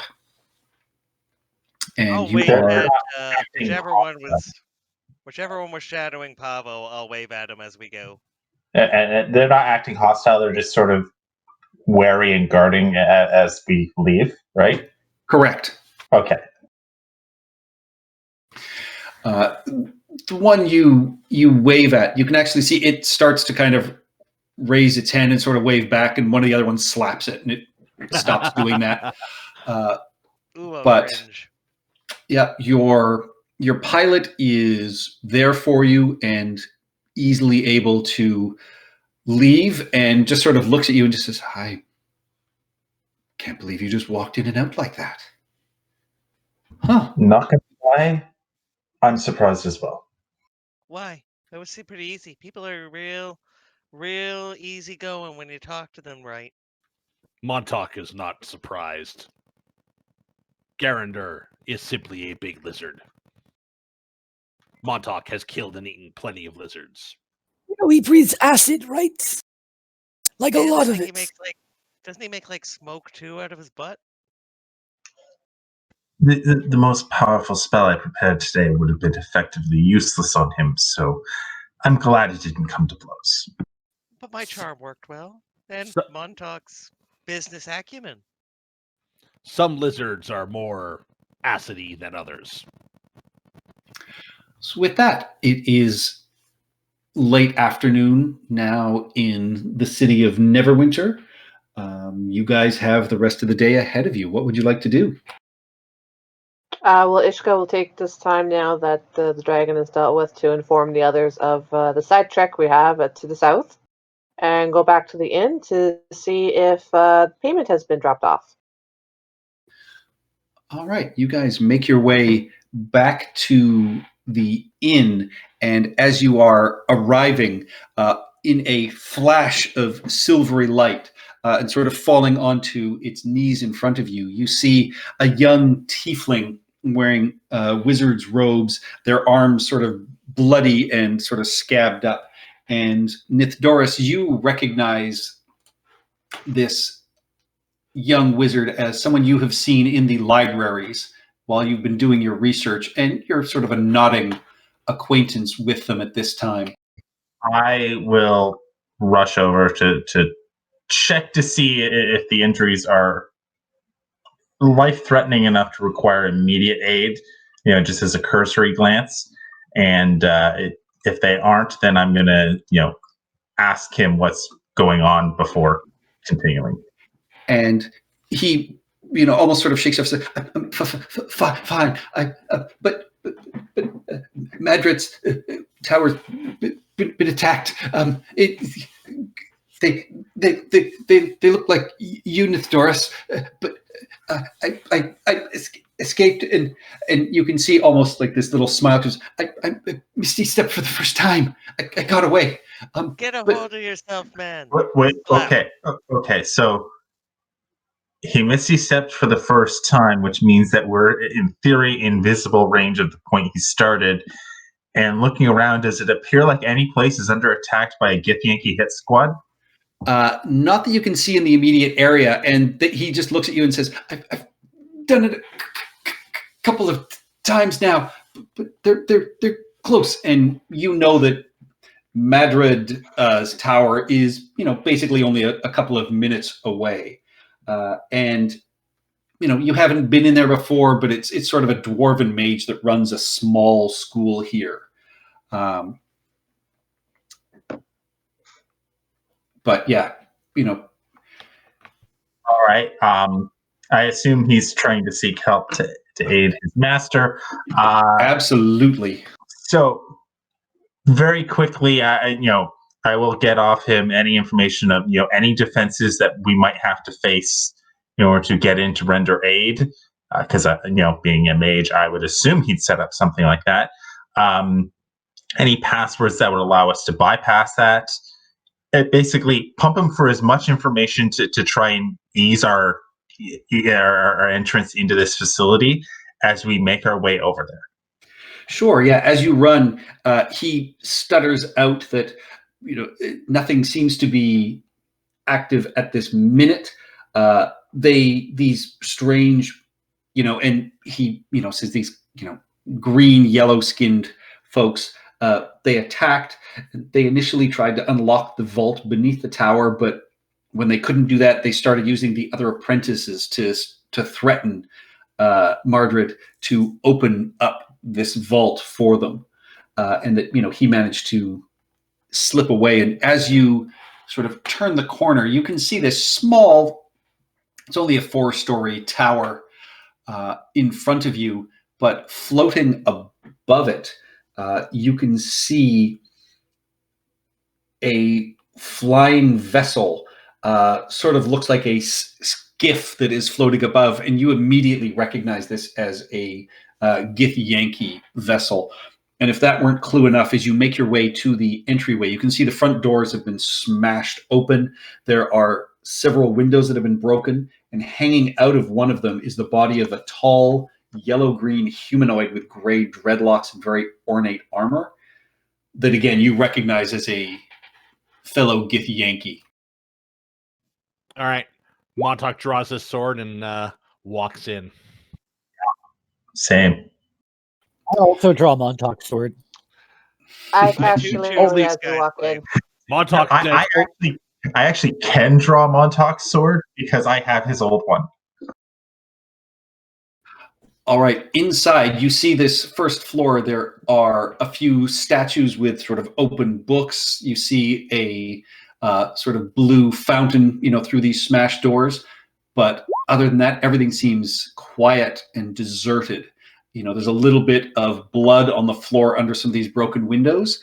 And you can see there is a curved staircase leading down directly to your left, and that is where Pettigrew sort of points you, saying, "The vault's down there."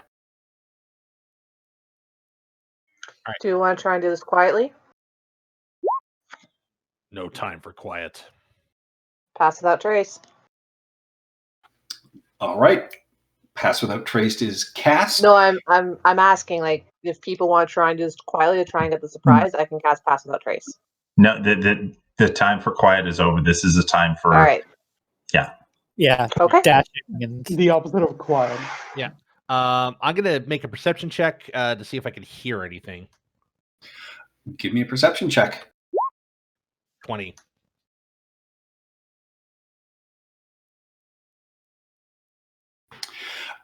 You listen at the top of the stairs. You can hear from below just the faintest sound of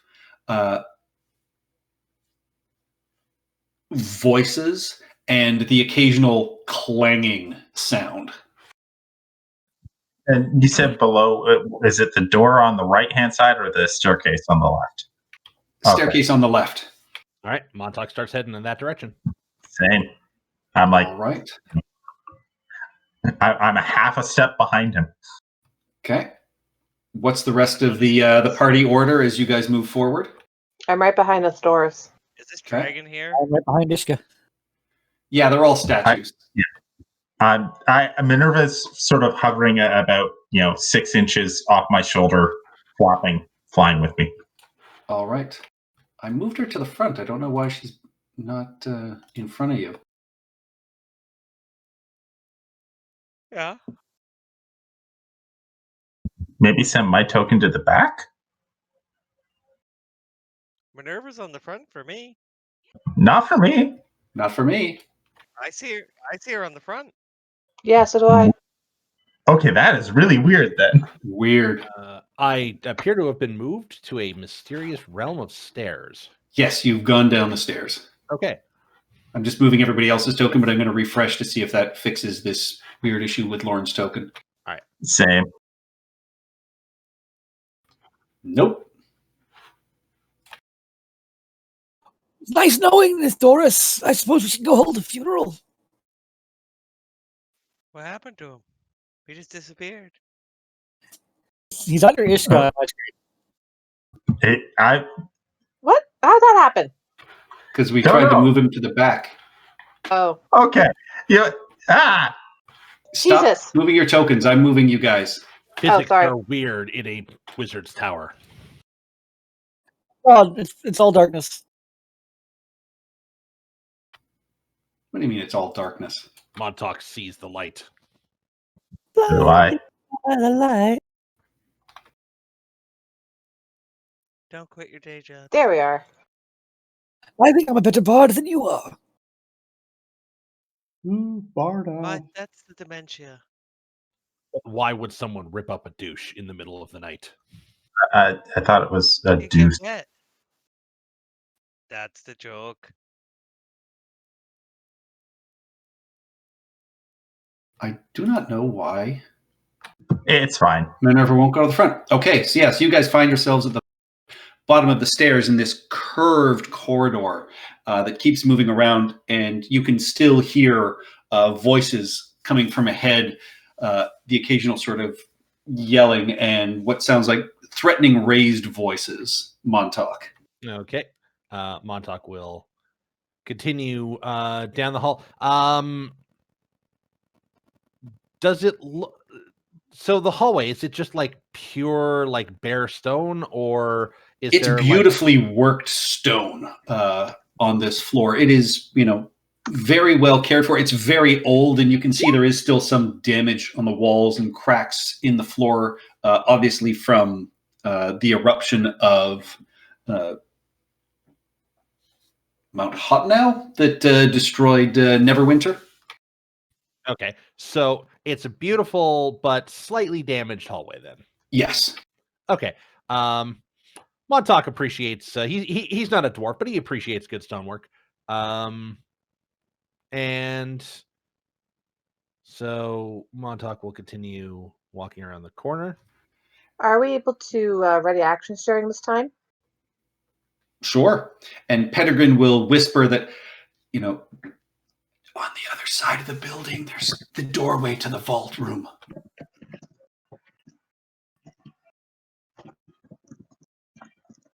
All right, Rishka is going to ready action to cast Tidal Wave as soon as he sees enemies.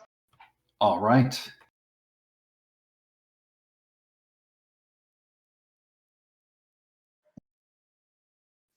Okay. Montauk continues to step forward. So are you guys trying to move stealthily, or are you just charging ahead at this point? I think we're charging ahead. Yeah. Yeah, I think it's a cautious charge ahead. Yeah, Like, I'm not screaming, not but like moving. I'm not like being super careful. All right. And as you turn this corner, you see a very tall, very similar looking to Nithdoris when he's not wearing his mask, yellow, green-skinned creature, massive sword. And he sees you guys, sort of turn the corner at the same time you see him. There is no surprise. Ishka, you start casting your spell, and we roll initiative, everybody. All right. All right. Are you sure you want to be standing in front of me? My rolls. Yes, There's to cast no... Tidal Wave. All right. What is with your dice are cold tonight, Brendan? They are. Also, I was on turn order and now I no longer am. Hit. Yeah, you can modify that. It's easy. Oh, thank you.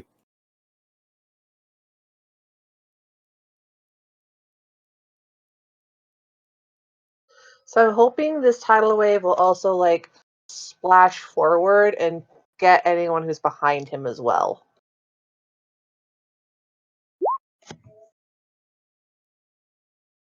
Yeah, up to 30 feet long and up to 10 feet wide. So I make it 30 feet long.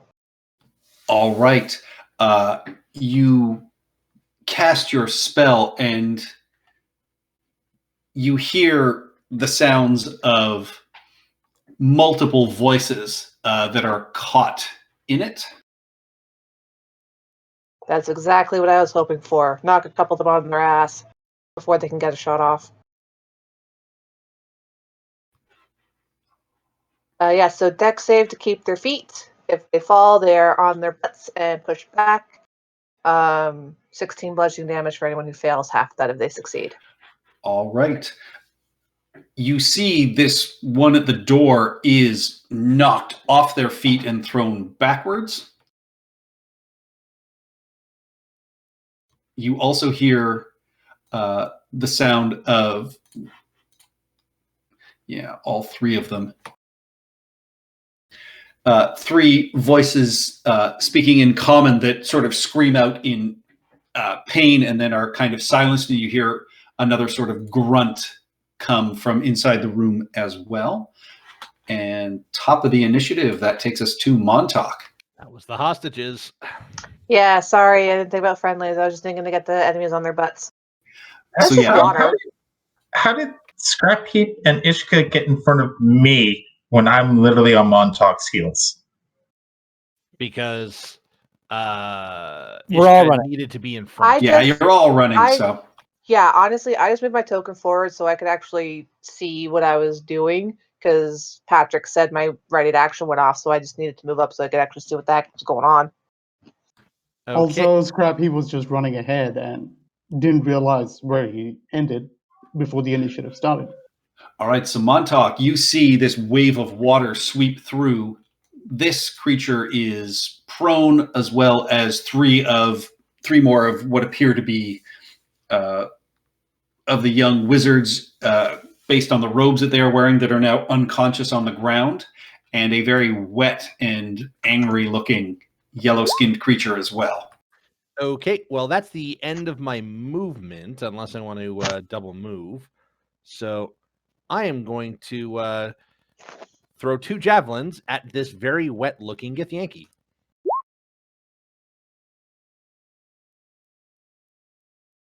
And hit him for a 21 and a 19 for Both of those hit for 18 damage. So yeah, Take damage from the tidal wave? yep. 21 and 18. So yeah, with your 2 javelins and the damage from the tidal wave, I mean, he is already looking fairly badly hurt. I mean, you can see he's got this beautiful ornate armor, but your javelins pierce it quite easily. All right, and Montauk will brandish his lovely curved silver sword in front of him. And Well, that's going to suck. Not entirely, Chris knows what this means. Montauk does not know what this means. yeah, and you don't understand what they say, but you register the sound of surprise and anger.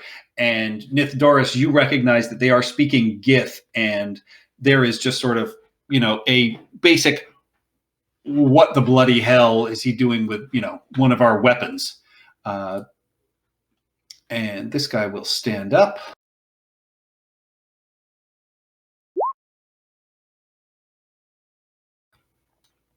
Move there. This guy will also charge you, Montauk. Okay. And they pull out their swords as well. That is an 11. That is an 18. So the 18 hits for 8 slashing damage and 10 psychic damage. Ooh. On the 11, Montauk is going to riposte. Okay. Oh, wow. That is, yeah, that gets through. My superiority die did not run there, so 1 second. God damn it. Wow. 24 damage. Yeah, the one that stood up after getting hit by the wave is barely, like, he swings and hits you, and then you stab him back with that sword, and you can see he is staggered and really badly hurt. Okay, so I still take the 18 damage then. Yes. Okay. Part of that was just so you will your heavy armor master will take away. Yeah, so it's 15, but like 15. Most of that is like psychic. Most of it is psychic, and then the second one will attack you as well. That is a 6, which misses, and then a 21, which hits. So with the damage reduction, 4 slashing and 8 psychic damage. So another 12 damage in total. Okay. Okay, that's easy.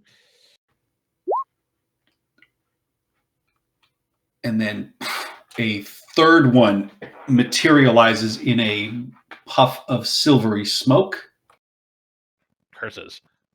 Am I aware of this happening? And is it within what's the range on this?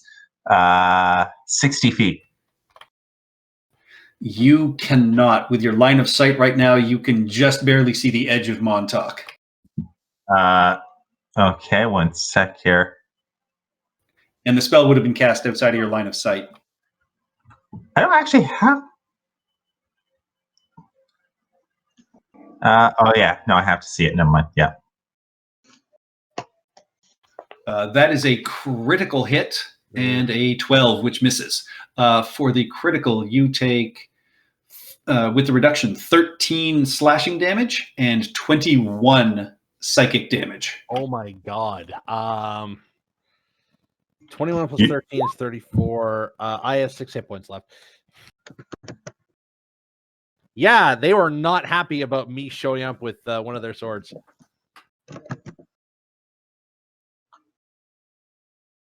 Okay, everyone else, save my ass. All right, that takes us to Scrap Heap. Okay, I have no idea where Montauk went, so I'm just gonna start moving ahead. Down the hall. Down the hall, there you are. Yeah, you see him standing in front of a doorway that has been smashed. You see 3 creatures that look like Nithdoris surrounding him, and 3 acolytes on the ground unconscious. Okay, that is a lot of...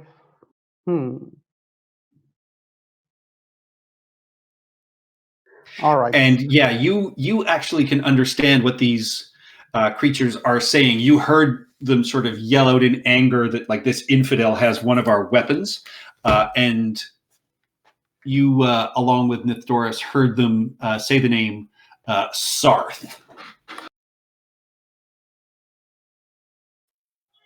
Huh, interesting. Sarth. Okay. Sarth. Yeah, I'm using that freeze action to say they're talking about something called Sarth. Okay, first I'm gonna cast...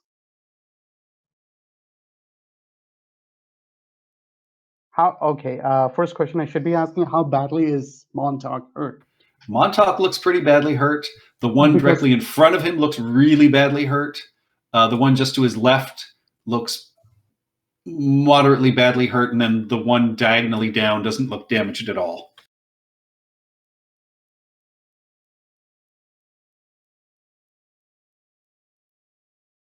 Can't really exchange places with him just now, so... Can he shimmy along into this space here? Or is that a space? No, there's not enough room for him to do that. Yeah. Okay, for the time being, what I can do is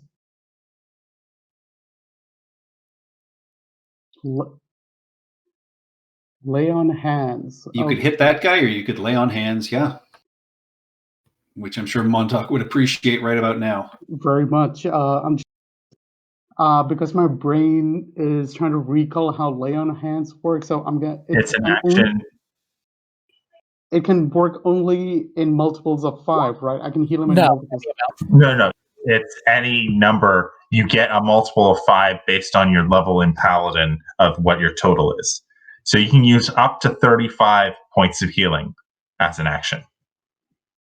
So I will lay on hands on Montauk and give you 20. 20. Sounds good. And 20.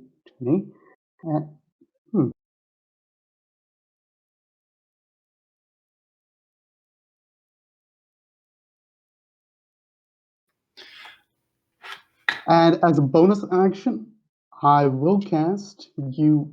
I think Montauk is definitely going to need this. Shield of Faith on Montauk. Oh, wait, is that only me? No, I can cast Shield of Faith on someone else? Yeah, a creature of your choice within range. Since you're within range, you have +2 to your AC. Only the paladin casting it, and only the paladin is the one in the front.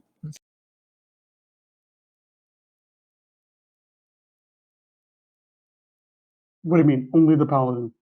I mean, it's usually a spell cast by a paladin, and paladins are usually the ones in the front getting attacked. Well, it's a cleric spell as well. See, I'm sensing some judgment from Brendan here. All right, with that, so Nithdoris, you've heard these creatures speaking Gith, angrily yelling about Montauk having one of their swords. And then you've also heard the name Sarthan, a scream of sort of pain as Montauk has hacked into a couple of them. All right. Yeah, cool. And the guys prone in the back there, I assume are they still alive looking? They appear to still be alive, but they are all unconscious. And soaked. Okay, and you said one of these guys looked heavily injured. The one right in front of Montauk is really badly hurt. This guy to the upper left of him is badly hurt. And then the other guy has not been injured yet.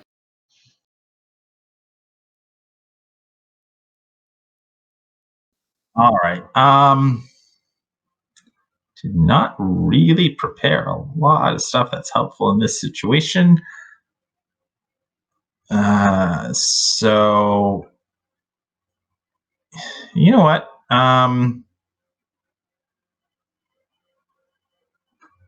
Yeah. All right. I'm going to just.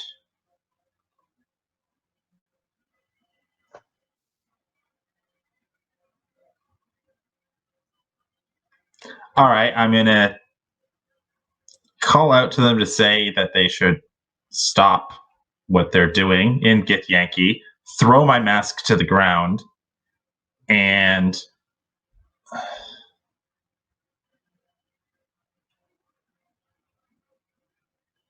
can I step in next to Scrappy?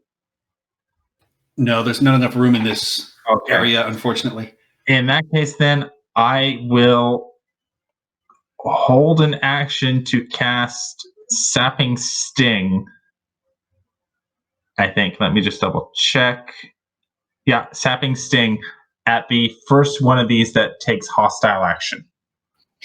All right. Yeah, you speak to them, you rip your mask off. You see looks of sort of amazement and just sort of their jaws kind of drop, and you can see they sort of freeze in place for a second. And that takes us to Rubel.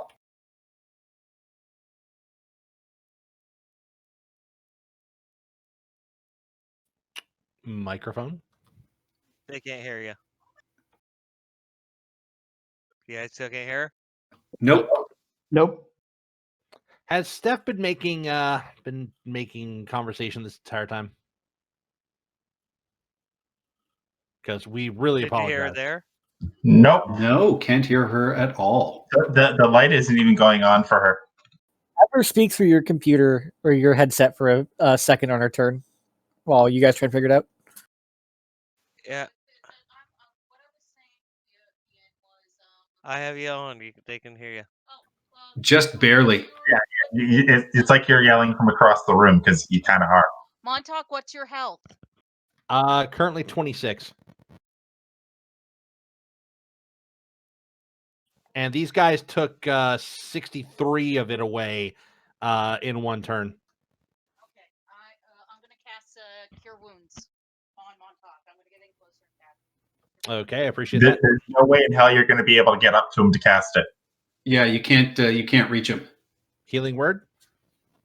Healing word.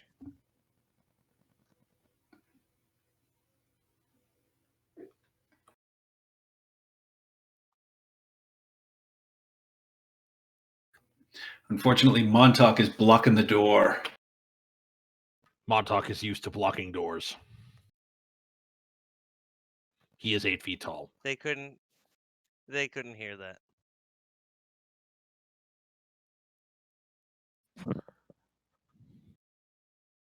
There was nothing derisive said about Montauk. Ooh, guiding bolt. Okay. 16 does not hit. She's saying no. What? Oh, the healing word? Yes, the healing word. She, I guess, hit that by mistake. All right, so you heal for 7 Montauk. All right. She can still cast a cantrip if she wants. She is.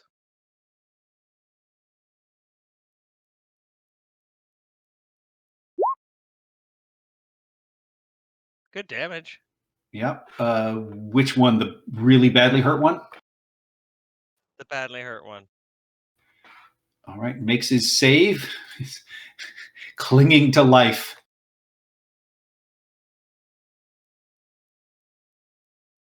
Sure is. All right. Montauk's annoyed. Yeah, that takes us to Old Silver. Something tells me he won't be clinging much longer. Was Old Silver able to hear? Oh, I can't understand you. Nope. Crap. He does not understand. Okay, to be fair though, I'm very well enunciating, try to de-escalate here, and you did see that I did not perform any hostile action yet, but I'm very wary of what's going on. Angle, but is an 18 insight enough to figure out that Nithoris is communicating with them? Yes. All right. Old Silver's going to turn the corner, raise his crossbow, realize that, and just keep it aimed at the one on the ground. None of them are on the ground. Yeah. But yeah, there's one that is clinging to life, basically, Yes. the one right in front of Montauk. Okay. All right. That'll be hold action. Shoot him if he does anything. Okay, that'll take us to Pavo. All right. So everyone's run ahead. I haven't heard any of that talking. I've only heard the fighting, the screaming, and the gushing of water, right? No, you've heard Nithdoris, like you've heard sort of the clattering of his mask hit the ground, and he is clearly speaking in a calming kind of tone, but in a language you haven't heard him speak before. It's more commanding, it's very much the sound of a parent chastising a child sort of sound. All right. Oh, Pavo's aware of that. Wait, was he chastising me before? Because I didn't get that. But I'm sure your parents chastised you as a child. Yeah, but everybody's grumpy. I'm the only non-grumpy one in this whole world. All right, so I can see him. Montauk is full of joy. Really? Okay. So let's see if there's anything. What's the distance on this? 60 feet. What's the distance to Yellowface? Easily within range. 31 feet. All right. Listen to Nithdoris. Oh, let's do this. 3rd level. One word command. Oh. Obey. Obey. Yeah, there we go. Or listen. Yeah, obey. Obey works. It has no effect. You get the sense that it simply does not understand your language. They don't understand common? They only speak Gith. Seems like a strange. Yeah. Quick, Okay, somebody no. cast comprehend languages on them and then cast command. I'd put my helmet on them. Build it to your head. Okay, well, I guess then I'm done because there's nothing really. I can't get closer. 'Cause, unless I can fly over people's heads, but I'm not gonna. So yeah, done. Well, that All didn't right. work. You're going to wear this helmet or you're going to start eating that trash can. Takes us to Ishka. All right, Ishka's not about to be stuck back here. Action, wild shape into a cat. I'm a tiny beast. I can move through everyone's space, and I now have a movement speed of 40. 5, 10, 15, 20, 25, 30, 35, 40. Bonus action, back into my shape. I can't move anymore, though, so I do risk being attacked by these guys, but at least I am here to help the downed acolytes that I KO'd. And I'm on the right side of the battle when things start up at my turn next time. And that's it. All right. Yeah. Ishka, turns into a cat, races through your feet. You pop back up. Right out. She does.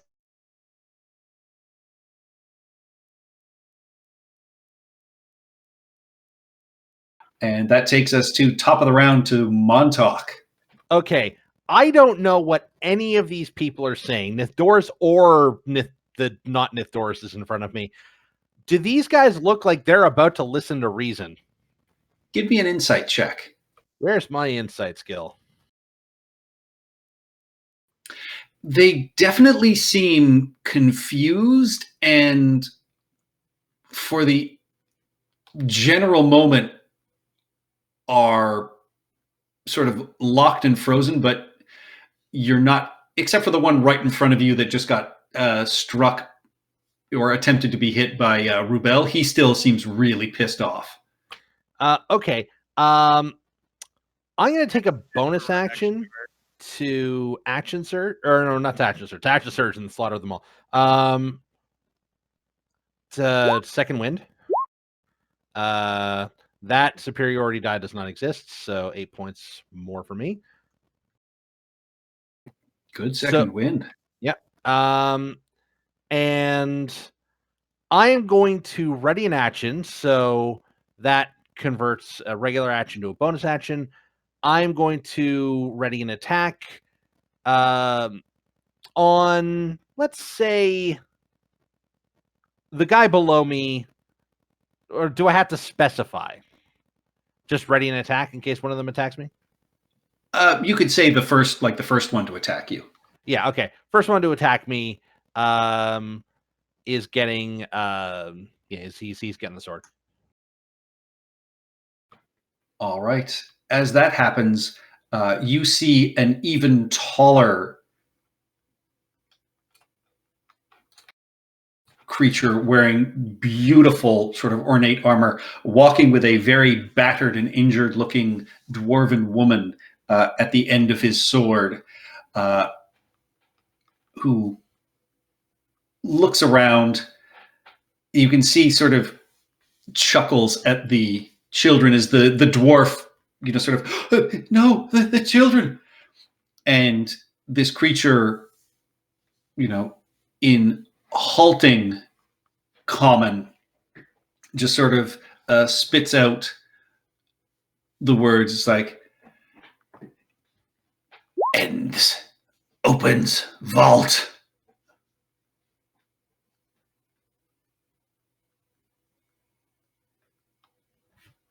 And you see the three warriors sort of around you, Montauk, each sort of take a step or two back, still having their weapons drawn. And that guy teleports off to the side. And just stopping for a second, you can see they still have their weapons held up, but they are pausing just for the moment. And that takes us to Scrap Heap. Okay. I'm going to focus on the one that is still next to Montauk. And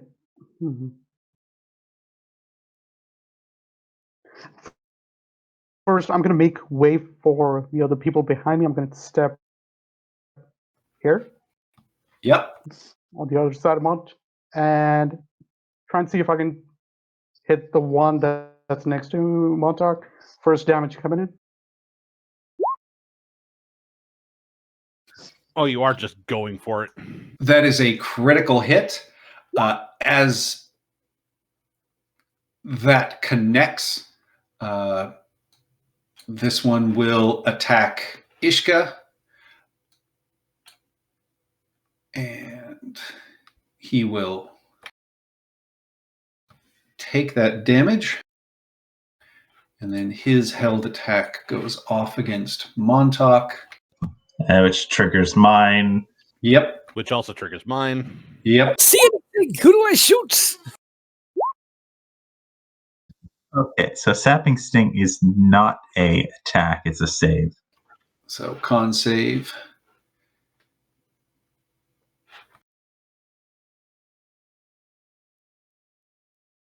Fails the con save. Takes 2 necrotic.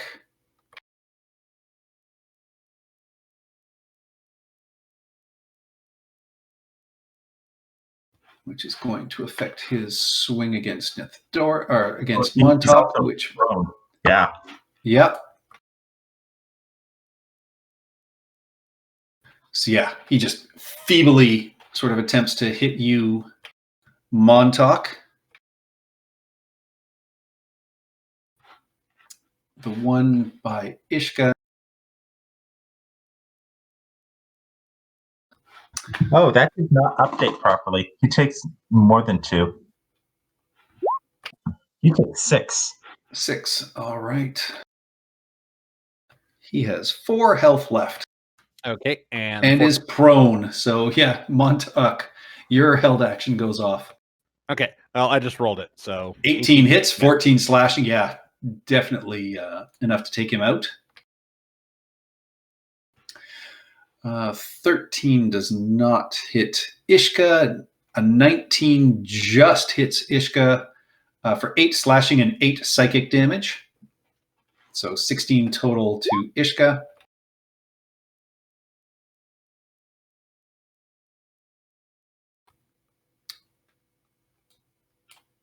And this guy...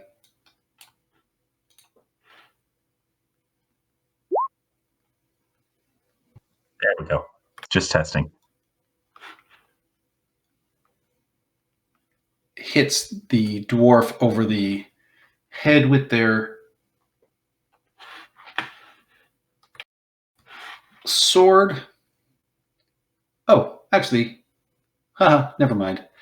Yeah, knocks her out. He is not speaking halting. He is speaking perfect common that you guys can understand because he can cast tongues.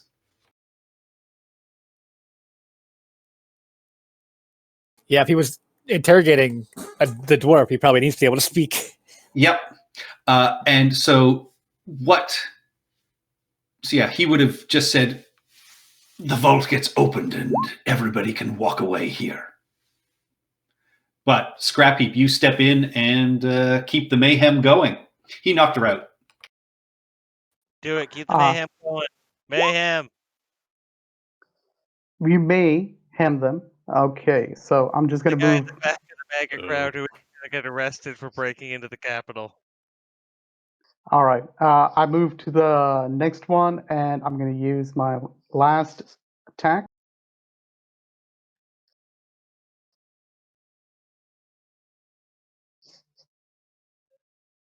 Sorry, my bless was activated. Just turning that off. Ooh. 12 does not connect. All right, and that's it for me. That takes us to Nithdoris. All right.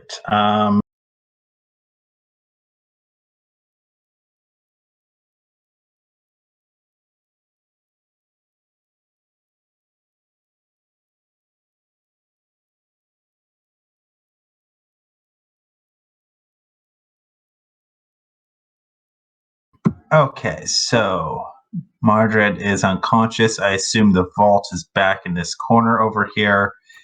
The vault is further around the corner. Yeah, were we given a rough number of how many people were in the basement? You were told there were 4 of them. So 4 including Mardred? Yeah. Awesome. Okay, that makes things nice and simple here. This one should work.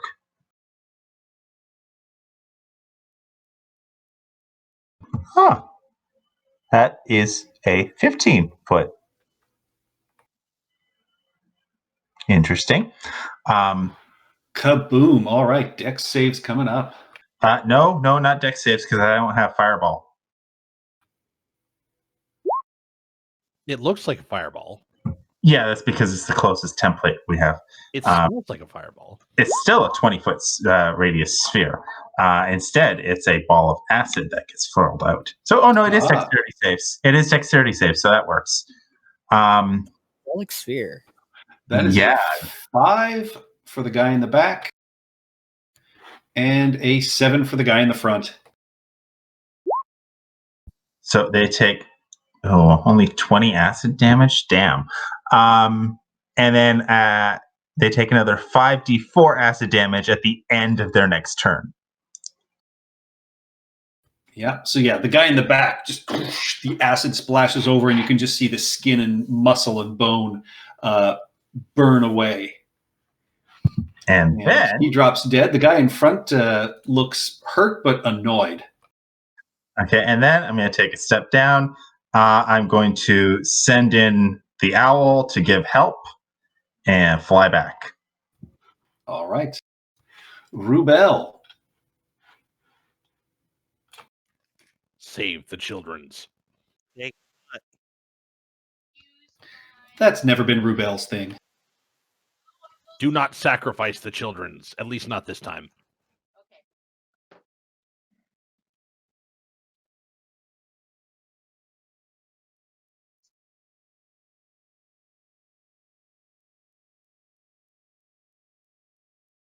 Will somebody please think of the children?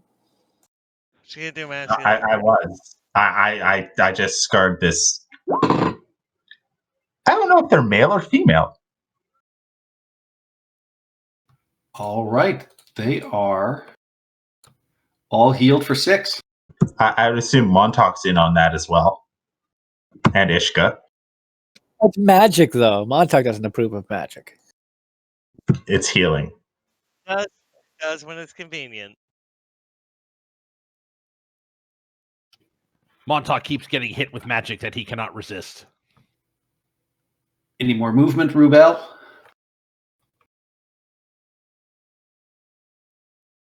You can squeeze in. Oh, yeah, you can move in, no problem now, past Montauk. Alex, I need to get to where I can shoot things.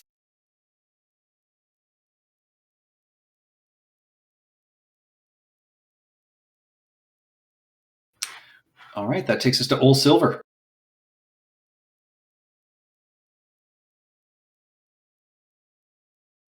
All right, I move up to here. Which one's the one that looks scary? It was the taller one that has, yes, him.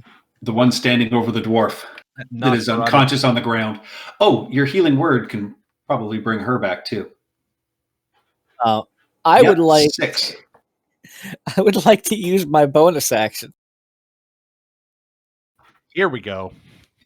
Get some elven For accuracy. Fighting spirit. Yeah. And I'm going to shoot him 2 times.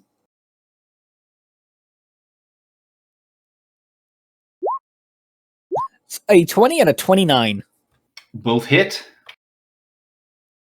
Total of 20 damage. You know what? Action search. Go for it. A 25 and a 28. Both hit. Another 21 damage. He is starting to look bloodied.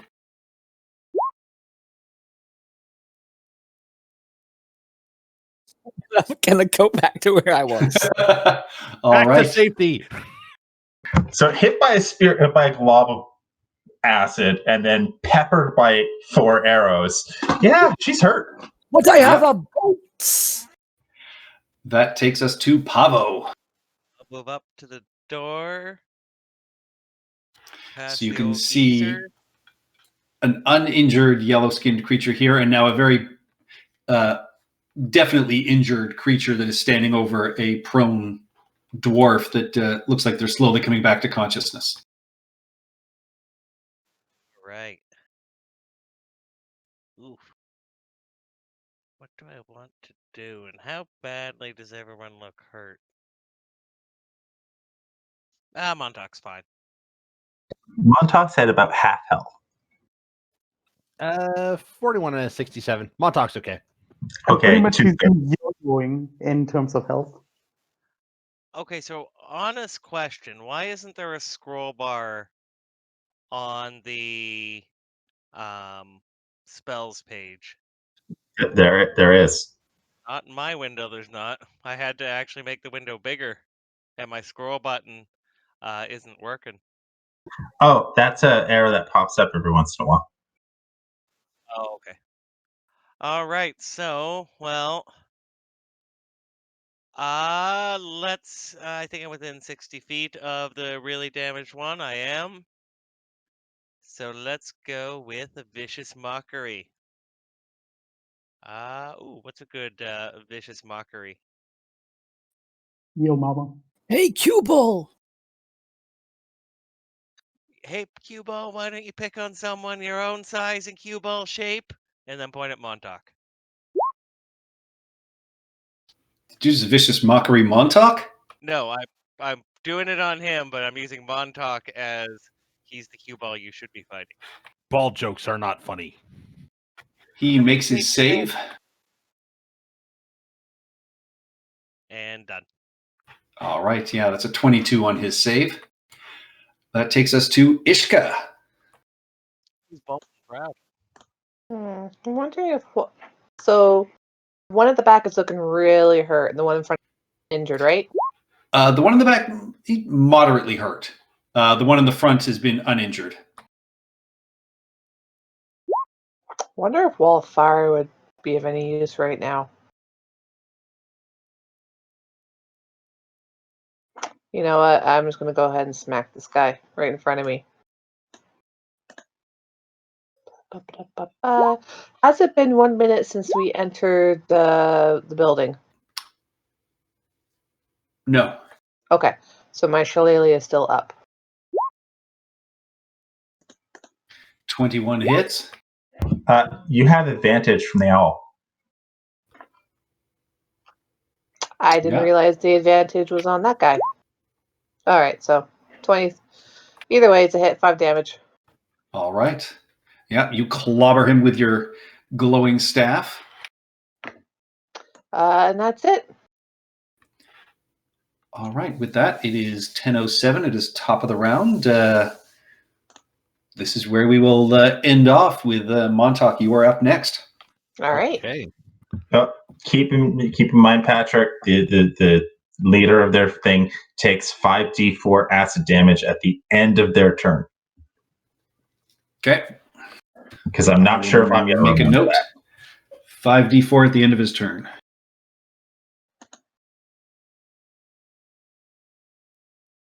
You guys can't hear Steph, so come back next week, everyone, for the exciting conclusion of The Circle Room. The Fibonacci spiral. That's too complicated for our viewers. The Circle Room.